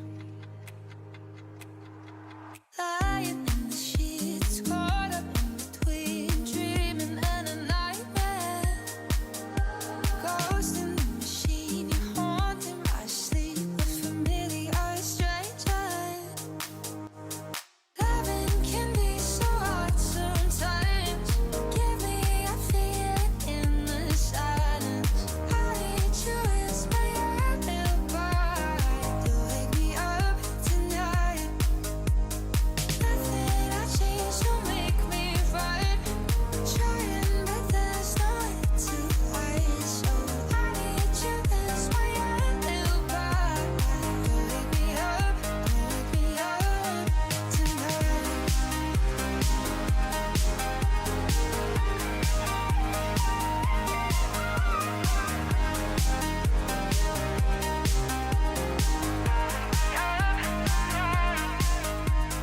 Waking in the morning, I can't hear you in the kitchen.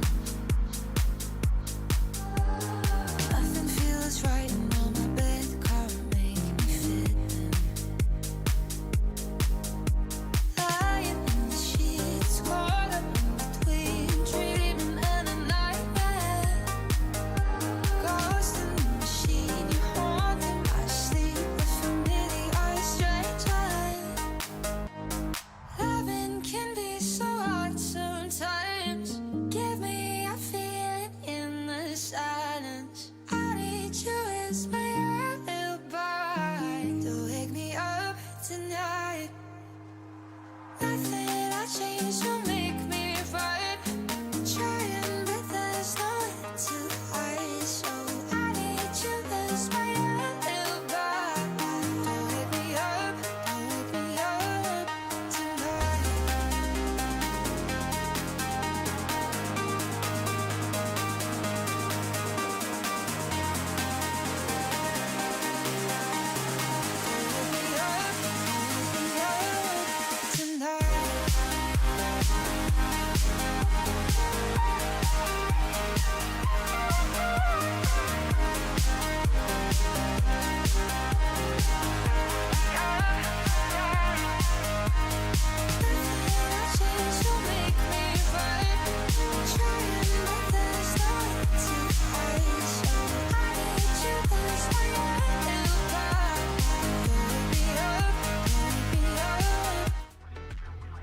Welcome back to Shift Summer League. This is our final match of today. We've got another day full of matches tomorrow, so don't be too sad. We've got some more action coming your way, but league play is coming to a close, and it's exciting because we've got the number 1 team versus the number 3 team. Say it again. RMC versus Gen.G Mobile One Racing.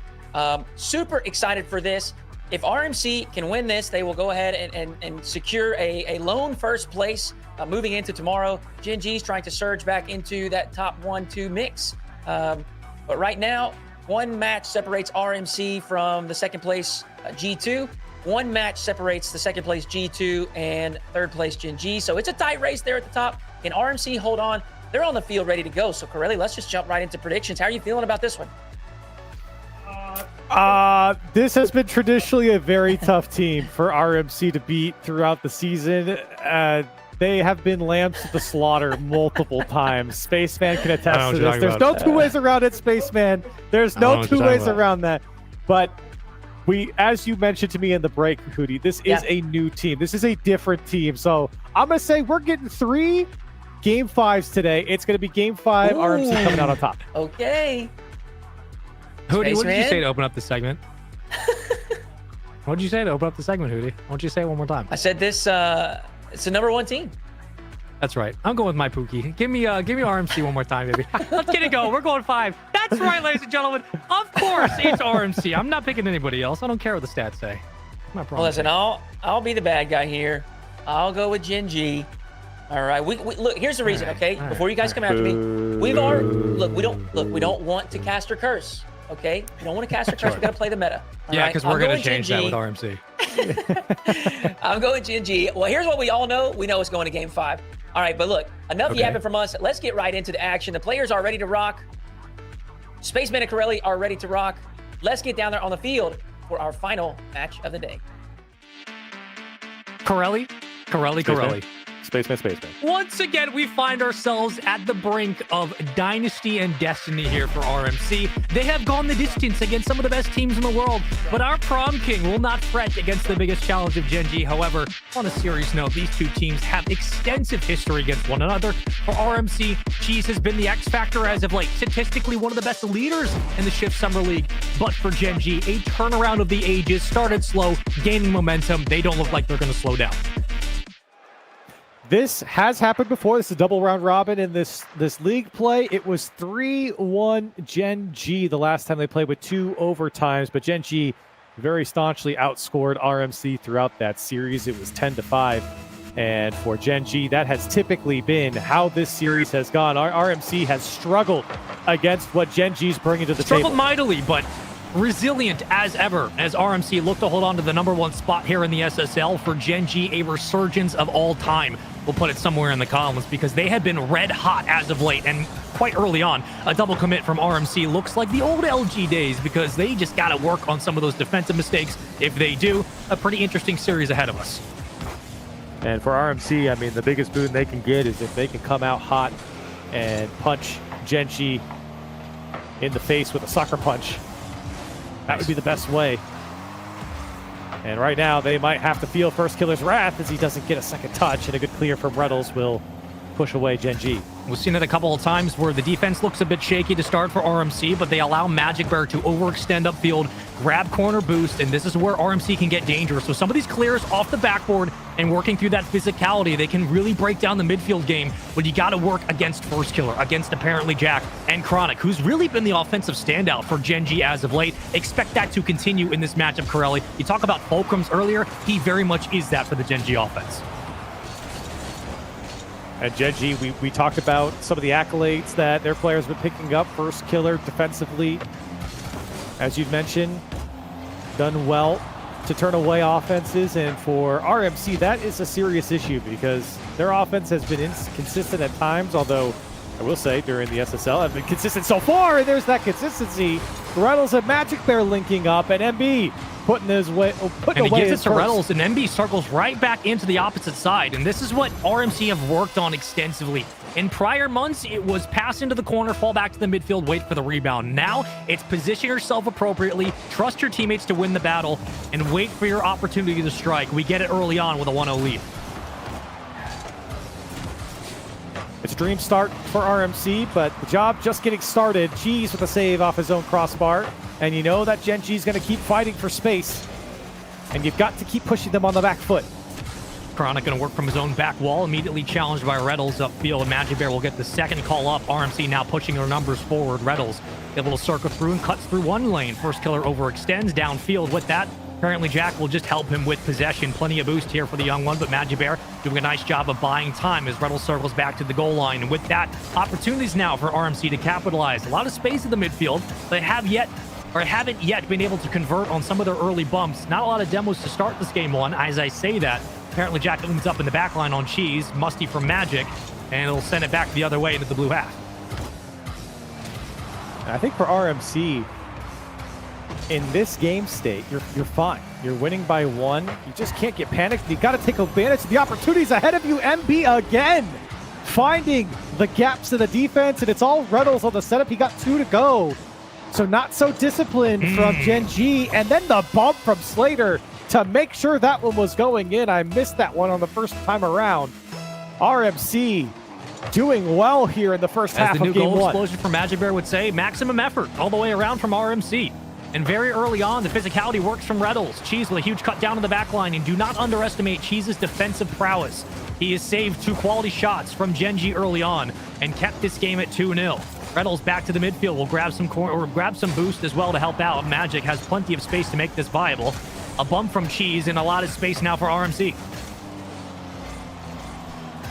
Magic Bear is slicing and dicing through Gen.G at the moment. What a pickup from FK, but Slater trying to find his way through. It'll be just given over to Chronic. Demo's coming out. That's 2 players on RMC taken out. Look at the backfield. Wow. It's wide open off the spawn. Cheese saves the day. Certainly worked out. We've had a couple of interviews with Coach Greg about what they wanted to change in this quote-unquote off-season for RMC. It has been the spacing, but more importantly, getting Cheese to be a factor defensively and into the counterattack. So far in Game 1, absolutely perfect from the young one. He's a standout statistically. We saw it in the pregame to begin this entire broadcast, and so far he's been answering the call. Cheese working through the corner, actually gets an extra touch, trying to bully his way forward. A slight angle towards the upper 90, but once more Gen.G survived the assault, still down by 2. And RMC, they've been threatening throughout this game. It's a good sign, hopefully, for things to come on the RMC side. An offense that has certainly struggled against some of the top teams, showing up here in Game 1 against Gen.G in mighty fashion. And now you got to close things out. A minute left on the clock, and Gen.G knocking on the door. Opening 60 from RMC, but since then, clean Rocket League across the board. First Killer tries to make the jump. Just can't get the angle. Cheese with a full tank. Magic Bear opening challenge goes the way of Gen.G. Another great shot from Chronic back towards the net. First Killer can't win the 50. Cheese upfield waiting at Reddles. Cheese and just swings it wide, high off the backboard. Maybe didn't want to send it right at the net where a defender was waiting. Gen.G back into the swing on transition. Gen.G have to be putting that one away. That was an open net. And Gen.G not able to convert means RMC can hold on to their 2-goal lead, and now time running out. Can they put the dagger through? And a big clear from First Killer might give the chance for Gen.G to get back in this game. Demos come out. Chronic can't find the angle. That was the opportunity for Gen.G, unless RMC boggle it on the goal line, and apparently Chak gets a second chance. Old woes come back out. Chronic looked like a shot. Maybe it's just a setup. Cheese had no idea how he was going to play it. Magic Bear was kind of congested underneath. I'm sure those communications were absolutely chaotic. But nonetheless, off the kickoff, Gen.G trying to create a miracle. First Killer, 1v1 flick, immediately blocked by Cheese. Available for apparently Jack. Reddles already up for the challenge. Towards the back wall. Magic Bear gonna kill it where it stands. RMC survive, and a Game 1 victory for the boys in blue. Yeah, great look from RMC. Game 1 felt like they came out to play, came out hot, they didn't mess around with trying to warm up or feel out how Gen.G was going to play. No, they got straight down to business. You got Magic Bear involved, a guy that's usually sitting in kind of a shooter position in your third man slot. And for RMC, he was involved right off the bat, and you're dishing it out like that from Reddles. Magic Bear's going to put it home. Talking about 4 saves from Cheese, 2 of which kept Gen.G out of the net. Cannot overlook how great he was defensively to keep the offensive RMC moving upfield, move that into a counterattack, immediately found Reddles downfield, allowed Magic Bear to overextend out of the play, grab boost, and then from there, folks, you saw the offense really do what it does best, which is work through bumps and demos, work in space, and Magic Bear not feeling like he's pressured to move back to the midfield Corelli and work off the island. He was more than happy to set up in space, wait for Reddles to win the challenge, and trust Reddles to make that play. He capitalizes. RMC looked like they're really trusting one another in the communication. And I mean, Gen.G, they weren't given a lot there. They capitalized on a single mistake from RMC, which I think both teams can walk away and say that's a good thing. For RMC, they're not making a lot of mistakes. They've been prone with some of these issues defensively. And for Gen.G, they could say, listen, we got one big opportunity. We were able to put it away. I think Gen.G is going to have to create more of that opportunity if they want to come out on top. 5 minutes on the board. Let's get it going once more into game number 2. If you're just joining us, welcome into the last series of the night. Still a best of 5, but RMC trying to clinch the #1 spot here in the Shift Summer League.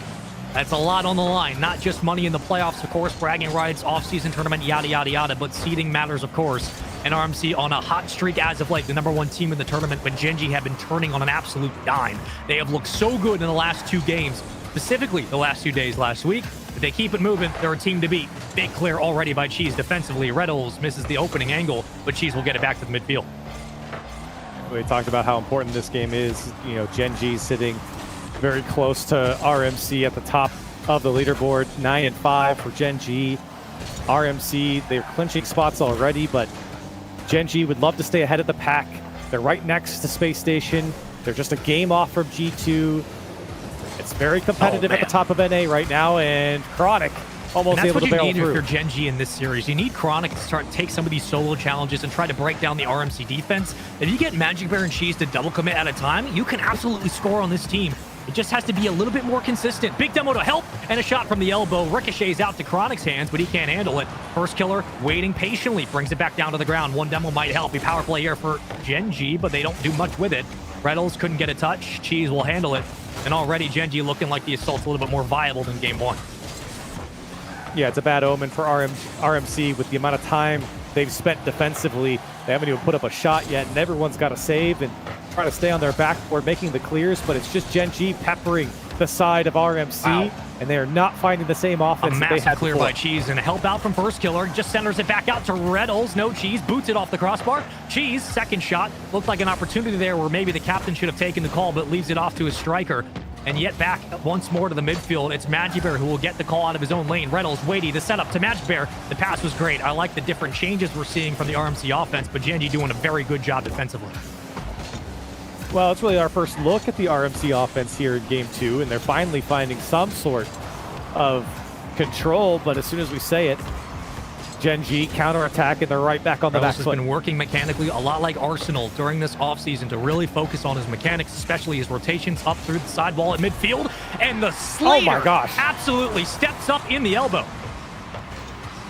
And, I mean, with all we've been talking about with Gen.G and their offense, Reynolds comes through and says, enough is enough. We're putting this one away. We're taking the lead, and Gen.G, despite the control, have nothing to show for it. It's a 1-0 lead for RMC. Quality challenge past the midfield. One fake kickoff goes the way of RMC. Through the corner, First Killer's going to challenge, but Reynolds wins it for now. And a long clear downfield. That's on target. Chronic has to stretch out for the save. One clip. Reynolds looking for Magic. Has him. It's a bit chaotic, but the speed right now on the offensive third from RMC is just way too much to handle. I mean, that was a crazy turnaround from Reynolds. He turned a bump into basically an attack as he bumped himself into the play off of a defender of Gen.G, and now Cheese finding the backboard. All of a sudden, the offense coming alive for RMC. One reset from First Killer. Things start to slow down. Reynolds going to hold on to a full tank. Plenty of space to work with here. Taking his time with this possession as Magic will now try to create some control. Setting up Cheese. Plays at low post. Actually ricochets out. Shout out Chronic for the save. Gen.G now trying to hold on. And they have not had the cleanest touches upfield. No, but neither has Magic Bear here. He did not get the read he wanted, and apparently Jack takes advantage. First Killer's there, drops it down. A dish is served from apparently Jack, and First Killer eating it up. The approach to the corner. The captain, apparently Jack, gets it right to First Killer. They're going to win that battle every single time. And finally, some resolve. When it came down to pulling the game down to a crawl, Gen.G do it better than almost anybody. First Killer able to dish it and dime it. And apparently Jack with the assist. Minute and a half left on the clock. We're all tied up. RMC were able to strike first, but they've found their footing since and have been able to put on more offense. Up on Chronic means the clear goes through. Magic Bear was lying in wait. And RMC threatening again. Still winning a lot of these solo challenges, something that's changed for this team. Magic Bear winning 2 at a time, fighting off the third, getting a demo to help as well. Cheese will be in transition. Magic the only one back into play to Reynolds. Full tank of boost for Cheese. Now you got to go the length of the field. Apparently Jack cuts it down to First Killer through the corner. Got to wait for this one. Sends it on its way and easily read by Cheese.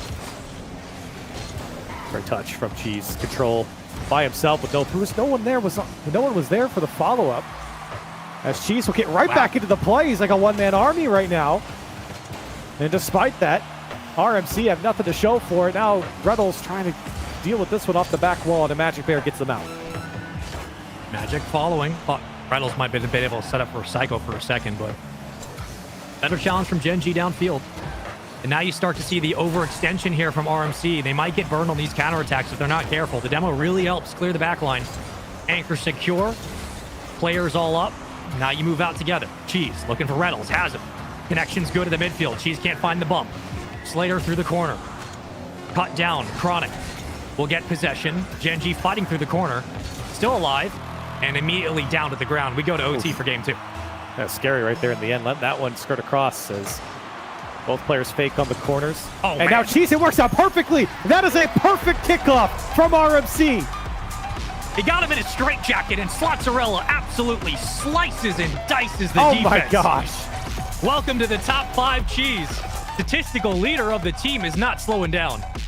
That is one of those plays that you pull out exactly in a moment like that. Everyone's focused to get into the kickoff, the double fake, and RMC, that one landed perfectly on Cheese's hood after the initial challenge, and he knew exactly where he was placing it. RMC, dare I say, 2-0 in this series. Man, it felt like this team had been working for so long to have these kind of plays where one player steps up, maybe it's Cheese. They kind of take possession of the ball, say, don't worry, I got this off the kickoff, win a massive one-on-one in the lane, in crunch time. See it once more over First Killer as well, a great defender. Like, let's not forget who he's playing against as Cheese puts it away. In a close game throughout and multiple chances for Gen.G, who have been able to slow down the approach of RMC at the midfield. They have been working on the space on the side wall. You got apparently Jack setting up First Killer, crossing right in the front of the box. But RMC do a phenomenal job constantly winning challenges, a lot like what we saw earlier with G2, Corelli. It seems that RMC have cleaned up their challenge game in the last couple of months, and it's really working. Yeah, we talked about it earlier and what you would expect out of Cheese for the offense. Challenges was certainly a big one, but it's beating that first man and just buying the space behind that first defender is something that RMC has struggled with so much, just giving themselves breathing room when they go on offense. And they're finding a lot of it here against Gen.G. So for RMC, perfect tactics coming out. And it has paid off tremendously. They're up 2-0. Well, you heard Coach Greg talk about how they like to start strong, but just finishing series has been the big question. Crossing pattern in the net keeps the first goal out, and a counterattack the other way that almost leads to a 1-0 game for Gen.G. But the big question mark now, that's just a bit off. Can we finish it? Probably not. The big question mark now, Corelli, is can RMC close the deal? Can they keep this consistency a factor in Game 3? Yeah, that's the big question. Anytime RMC is sitting on match point, and either way, whether they're losing the series or winning, very dangerous for them, especially when they're winning. Can they hang on, or does disaster strike? And right now, they're feeling the pressure once again of Gen.G. Matchy Bear escapes through a bit of pressure. Slater able to clear one. Magic working through the corner, has Cheese ready. They collapse in, but a better hand up from Chronic. They're going to read that all day, every day, but they're not going to read this from Reddles. He was waiting for it, just like in Game 1. Magic Bear sets it up, and Slater closes the deal. And it's a great challenge from Cheese. We just mentioned how important the challenges are. That one goes straight back up for a setup of Reddles. And RMC, it is simply the challenges that have been missing, because it's not like players like Reddles aren't positioned for a play like that. They always have been. Those challenges just haven't been going in their favor. And they've gotten a little bit smarter about it. And now look what happens. Oh, man. You're up 1-0. Oh, my gosh. God. They're running over him now. Feed the bear. Get him out there. Unleash him and let him eat your garbage, man. Look at this. All right. That's number 3. Magic Bear. We might have to have a Spaceman top 10, not just 5. Yeah, we might have to, man. You know, let me get back to the original thought I had before I had an aneurysm. When watching this team originally, back on Luminosity, to your credit, it always seemed like they were in the position, but they needed the extra challenge to go their way. They were just waiting for something to happen. Clearly, the spacing's been working. The challenges have helped them now finish the plays they were beginning. It just seems like this was the missing ingredient for this team. Job's not done for RMC, and like we keep alluding to, you got to stick with them until the clock hits 0. But they are certainly in command here over Gen.G, who have been pressing but haven't been able to break through. Well, for Gen.G, what worked in Game 2 was a lot of this control through the corner. Had plenty of boost to be able to make it happen. Chronic been very quiet in this series. Not his fault. RMC have been able to control the midfield line. Again, their challenges have really been the tail of the tape here. Kicked back out. Cheese will take possession.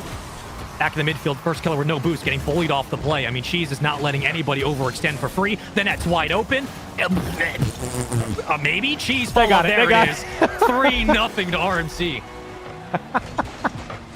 You just never know what RMC is going to do. Making sure the net got a little bit wider there, okay? Put a little dent on both poles and then make sure Cheese puts it through. You know, we saw him last week. He missed the wide open one. So, you know, MB's just trying to open up the woodwork a little bit more for him. It is a running joke that all the casters have said that if we made the net like 5% wider and taller, players would still hit it. They'd still hit the crossbar. I think that's the case, but Can never be easy, can it? RMC with a 3-0 lead in game 3. First sweep of the day, maybe. Cheese, been excellent defensively, but Gen.G not out of this by any stretch. All about resolve for this team. Who's going to be the first one to step up and start making some plays? Chronic, statistically, has been the best goal scorer they've had in the last 2 weeks.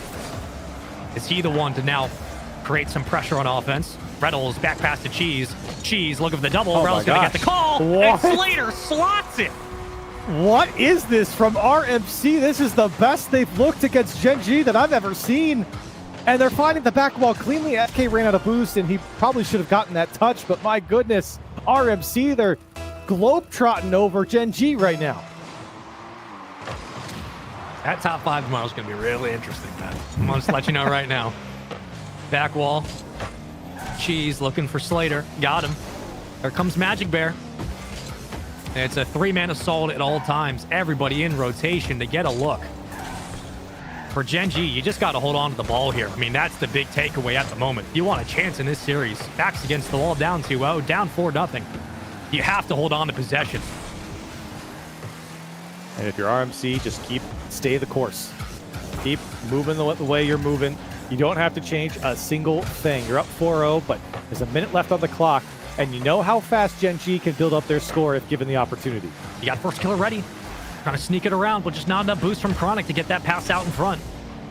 The RMC defense read it all the way in. Magic shadowing.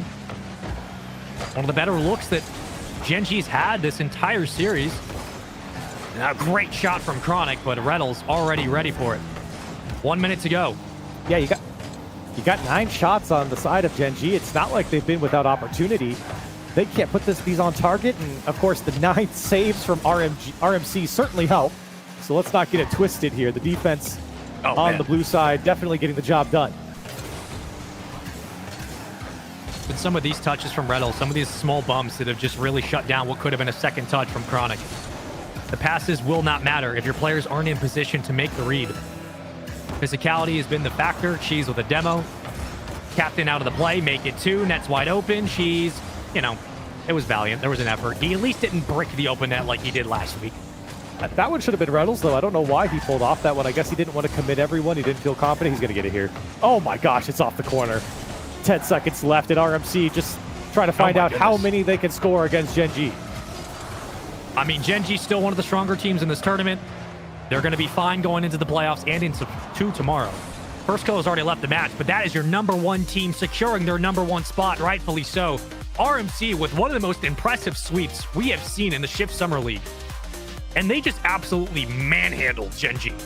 I mean, that was a dominant finish. And look at that. All players above 500 score on the post-game stats. I mean, that's saying something. Everyone involved. And, of course, the saves certainly helped. 9 saves, as we alluded to. It's spread across evenly of all the players. But, my goodness, that was a statement series from RMC. I'm glad I picked them. But I gotta say, that was not the way I expected them to win. I don't know what to do. We've never seen RMC in 3. I don't know what happens at this point. What do I do with my hand space, man? What do I do? I don't know where this team came from. Listen, this is it's not just that they're winning these games. It's that Magic Bear and Cheese and Reynolds, all of them, in space, do not look lost anymore. They don't look like they're constantly waiting for something to go their way. They don't look like they're waiting for the play to develop beyond what it is and then finish the job. It's night and day. Like, I don't even know how to talk about this because like Gen.G didn't do much, man. They didn't really, it's not their fault. Yeah. But I need to know what Greg did. I need to know what he, like, I don't know how to break this down, man. RMC just look way too, who would he get back in here? That's your number 1 team right there, solidifying themselves, man. They look good. They look I feel hope for the first time. amazing. I mean, I kind of just want to sit here for a moment and allow, if you guys would honor me, please. Yeah. Can you roast me for the poor choice with Gen.G? Listen, I don't blame you. All right, I don't blame you. But listen, RMC, they're used to blaming or to changing minds. All right, they're used to going against the grain. They got the job done here against a team that just traditionally just wiped the floor with them. I mean, Spaceman and I, we have sat through some really rough series against Gen.G on that LG stream, and for RMC, this was otherworldly from them. This was not the team that we know and love. This was a different form. And like Spaceman said, I don't know what Greg's been doing these guys, but this is something different from RMC. And this is a type of series where people might say, oh, RMC's doing well in the offseason. Oh, it's an offseason thing. We don't really care. But this, okay, if you really want to cope, you could say, oh, Gen.G didn't have a great series. But RMC had a fantastic series, regardless of what you want to say about Gen.G. Yeah, Gen.G didn't have a good series strictly because of how RMC were playing. And it's not a statement we have said a lot, and it's not a play style that we have seen from this team a lot. Like, we have seen them in stretches have moments where they look like this. They had moments against Vitality at LAN where they almost won in round 5. They've had moments in Swiss. They've had moments in the entirety of the open bracket of RLCS this year where even in their grand finals run earlier this year, we were like, okay, this is what they can do. Now it looks like this is what they will do. And that's what the scary part is. I don't know what changed. I don't know what's worked out, but the challenge game has been the biggest improvement. They are constantly challenging off ball, through the corner, fighting. Like, they are taking a note out of what G2 do so well, which is manipulating space and shutting down what a defense can do to respond. I haven't seen this from this team, and all of a sudden, Cheese and Magic Bear and Reddles now have space to collapse on a play and open up what they want to do. It's just different, man. It's, you know it when you see it, and this team looks really good. I mean, if they had swept and it looked normal, be like, okay, they swept. Gen.G has a bad series, cool. But this, like, number 1 team, you got to secure the number 1 spot. This looked like the best team today, and we saw some really great matches, but they looked the most consistent from game 1. It was really, really strong. And I think to build on Corelli's point, this is not just a single one-off tournament. It's not like they had a couple hot matches in a lower bracket run and they win 2 or 3. They've done this over the course of 3 weeks now, playing all of NA's top talent, and it has been consistent results throughout. So, you got to tip your cap at that point. It is a consistent showing from RMC, and like Spaceman just said there, this doesn't look like something that they do every now and then. It's starting to look like something that they're going to do every time they step out on the pitch. Well, as exciting as that was, what I'm going to do while we wait, we are going to have an interview. I see quite a few people asking for it. We're going to talk potentially with Magic Bear. We're going to have the Bear on. But let's update everybody with what's going on in the other matches of today's final round. You had Dignitas getting their first win of the day, a 3-2 victory over Fun. And unfortunately, that does eliminate Fun from playoff contention. They will be finished with their Shift Summer League tomorrow after their final match. We have Rebellion bouncing back, getting their first win of the day as well. They took Incorrect down 3-0 sweep. Of course, we had our 3-0 sweep here, and we have 2 matches still ongoing. You have OG, who is up 2-1 over Space Station, and you have G2, who's up 2-1 over Poab. That's right, that Space Station OG match is definitely one to stay tuned in with. Huge, we'll keep you updated as we, as we learn about it. But we do have Magic Bear on the mic. We're gonna get him in for a quick interview. Magic, there he is. Man, thank you so much for taking some time to chat with me today. First off, congratulations. What an incredible performance there. I want to know, because you are a player that has made their ascension into a professional play a little bit later. So what do you think about league play here in the Shift Summer League? Honestly, I really love league play. I wish I kind of was older enough to play earlier in the season. But yeah. That's awesome. And one of the things that obviously we talked to Greg a few times. You guys have been doing so well. He just keeps coming into the interviews. But one of the things that Greg talked about from past, obviously you and Reddles have been a duo for a while now, and Cheese obviously with this roster full season. You guys have, he said that you guys have looked to try to simplify things. Just lean a little bit more on you guys players' instincts. Now, from your personal perspective, how does that feel? Does it feel like it's kind of freed you up a little bit? Just give me your thoughts about this little bit of shift in play style or approach for you guys. The shift mainly is kind of just not hesitating a lot, and sure. I feel like that really freed me up a little bit. And I feel like that for Cheese as well. Nice. Yeah, Greg specifically mentioned you and Cheese. I'm paraphrasing here, but kind of letting you guys off the leash, letting you guys do your thing, and I think it's proven to be very effective. You guys have been the most consistent team in this league. Now, you're at the top of the league. You're at the top of the league now. Moving into the final day, just give me your general thoughts about your placement right now. I know that you guys always believe that you can win events, win tournaments, win leagues, etc. But I think it's fair to say that the general community probably wouldn't have predicted RMC at the top. It probably would have been a current major champion G2, maybe Gen.G or someone like that. But what are the general feelings right now? You guys have been so impressive throughout league play. How are you feeling as you're at the top of the league moving into the final day? Honestly, it feels good. I hope we continue our stride and at least clinch top 4 in the standings here, so that we'll have 2 lives in the bracket. Incredible, man. Magic, thank you for chatting with me for just a moment. Congratulations on your win, and best of luck tomorrow, and of course in the playoff bracket. Thank you, Magic Bear. Let's bring in Spaceman and Corelli. Magic, you're God. That's our guy. That's our guy right there. That's our God. I don't know how he does it. What a guy. I seriously, I look at him and I smile. He doesn't even have to do anything. I just look at him and I smile. He's such a good guy. Magic Bear, I'll have you guys know. Yeah. This is a big moment for me. Okay. I've played in one LAN. There's a content creator LAN, of course, but Magic Bear was there, and Magic Bear carried me to a victory all by himself. For some reason, they left Magic Bear as the last pick. They gave me Justin, and they gave me Magic Bear, and I just sat snug in the backpack, let those guys carry me to victory. Magic Bear is such a nice guy, such a great young man. I'm excited to see him and Cheese, and of course the full RMC roster finding this success. They are so easy to cheer for. Well, here's what we're gonna do. We're gonna take a quick view at the standings. Actually, I'm not sure if we're gonna do that. The other matches, have they concluded yet? Let's take a glance.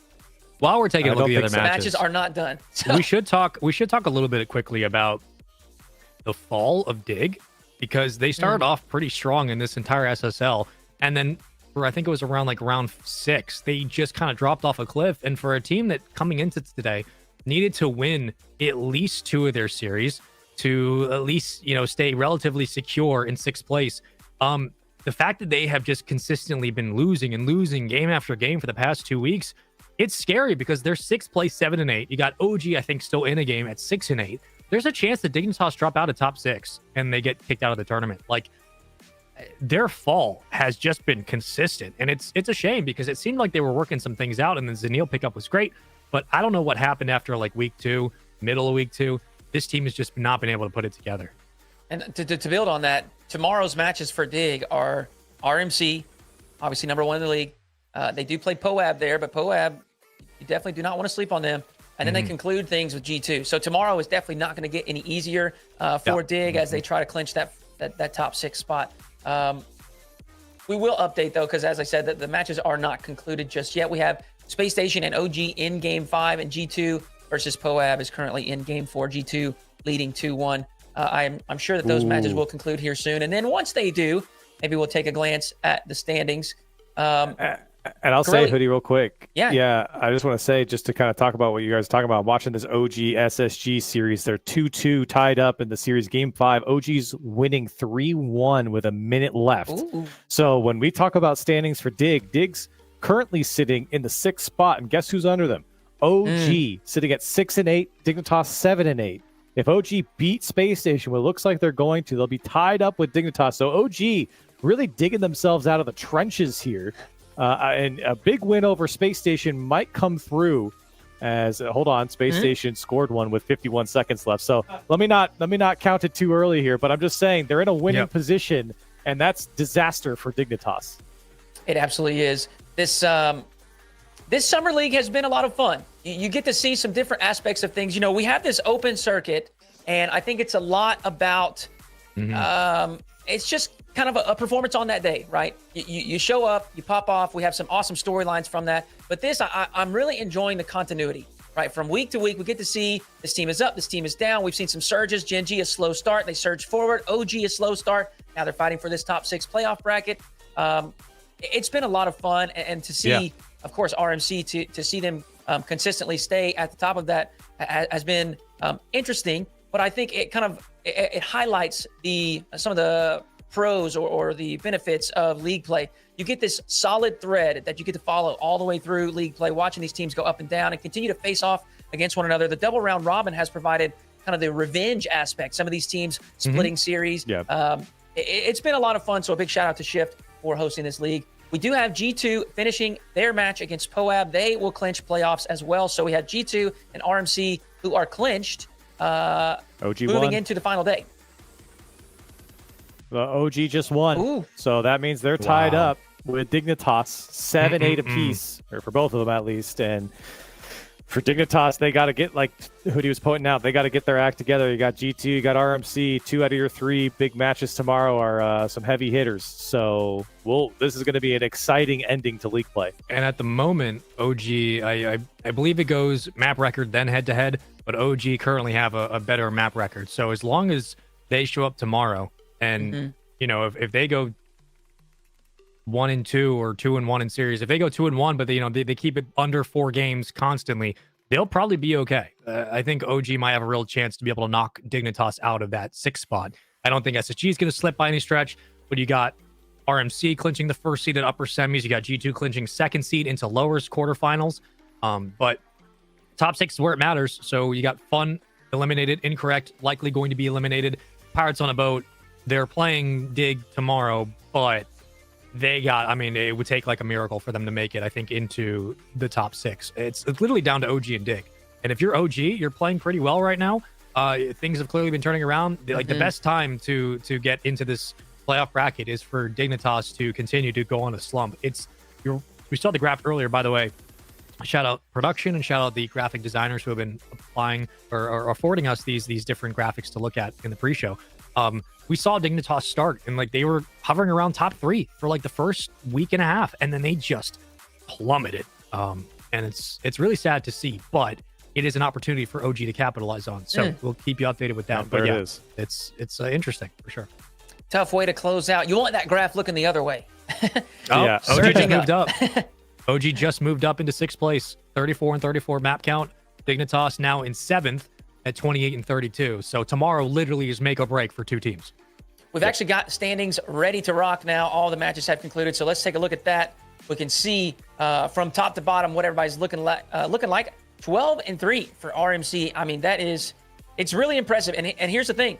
RMC's 3 losses, it's number 2, number 3, and number 4. So an incredible level of consistency from RMC. G2, 11-4, Gen.G, 9-6. Along with Space Station and Shopify Rebellion closing out the day 9-6. We have OG and Dig, as you mentioned, tied 7-8. So really, OG just needs to match Dig's win record tomorrow, or series record tomorrow. We have POAB, who they may have started a little bit too late, but they have made a little bit of a surge. They are 5-10, and then Incorrect at 4-11, and Fun at 2-13. Fun has been the only team eliminated from playoff contention. There's still life for teams like Incorrect and POAB, but they are going to have an incredible day tomorrow. Probably going to have to go. And they're going to need help. They're going to need help from other teams too. So there's your standings. That's what things are looking like right now. We've got a broadcast schedule that we're going to flash up to you guys as well, just to let you know what's going on. We've got Shiftcast on Monday. And listen, if you have not got enough of me, I'll be there as well. So you can check that on Shiftcast. Once we do those live on Twitch, we drop them on YouTube as well if you want to catch those. And then, of course, Tuesdays and Wednesdays is when we have Shift Summer League. That means we'll have matches tomorrow. And, of course, the next week will be playoffs. It's time to get into the money and get the action rocking in playoffs. We'll be sending some teams home tomorrow. But that, fellas, that will conclude the show for today. Spaceman, any closing thoughts before we get up out of here? Really, amazing day of games. I know we said it in the pre-show to begin the broadcast. Very excited for today. We always are. But to see the quality of games we got from Shopify, from OG able to win it in 5, of course. It's fun watching that team try to make the run to qualify. They're turning it around at the right time. G2 with a thriller at the end in Game 5. Absolute banger. And then watching RMC come into their own finally. This was a phenomenal day of games. I love weeks where everything is on the line and it all matters, and that's why League Play is really great. This tournament's been so fun to watch. Today was a really, really, really, really good show. I'm very happy with the games we got.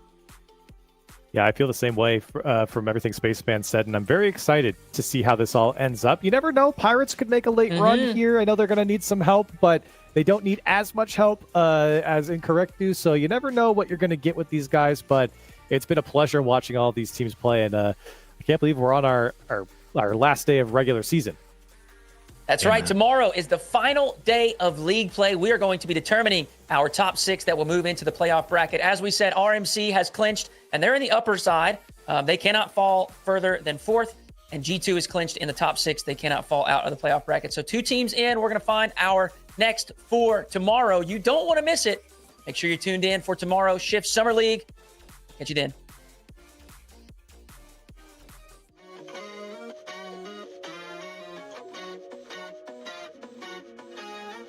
It's hard to feel myself with you miles away. I've been wondering why you cannot stay. Till my sky's blue when they're always gray. Trying to sweep myself, but I can't find a way. Dina, I need you. Where did you go? I feel you. Dina, I need you. Where did you go? Where did you go?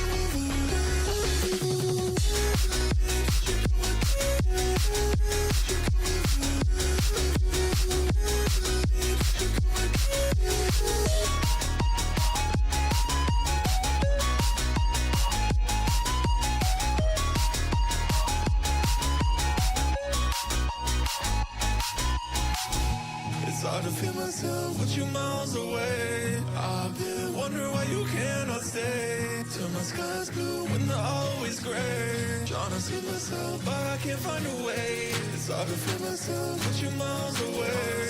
I've been wondering why you cannot stay. Till my sky's blue when they're always gray. Trying to see myself, but I can't find a way. Dina, I need you. Where did you go? I feel you. Dina, I need you. Where did you go? Where did you go?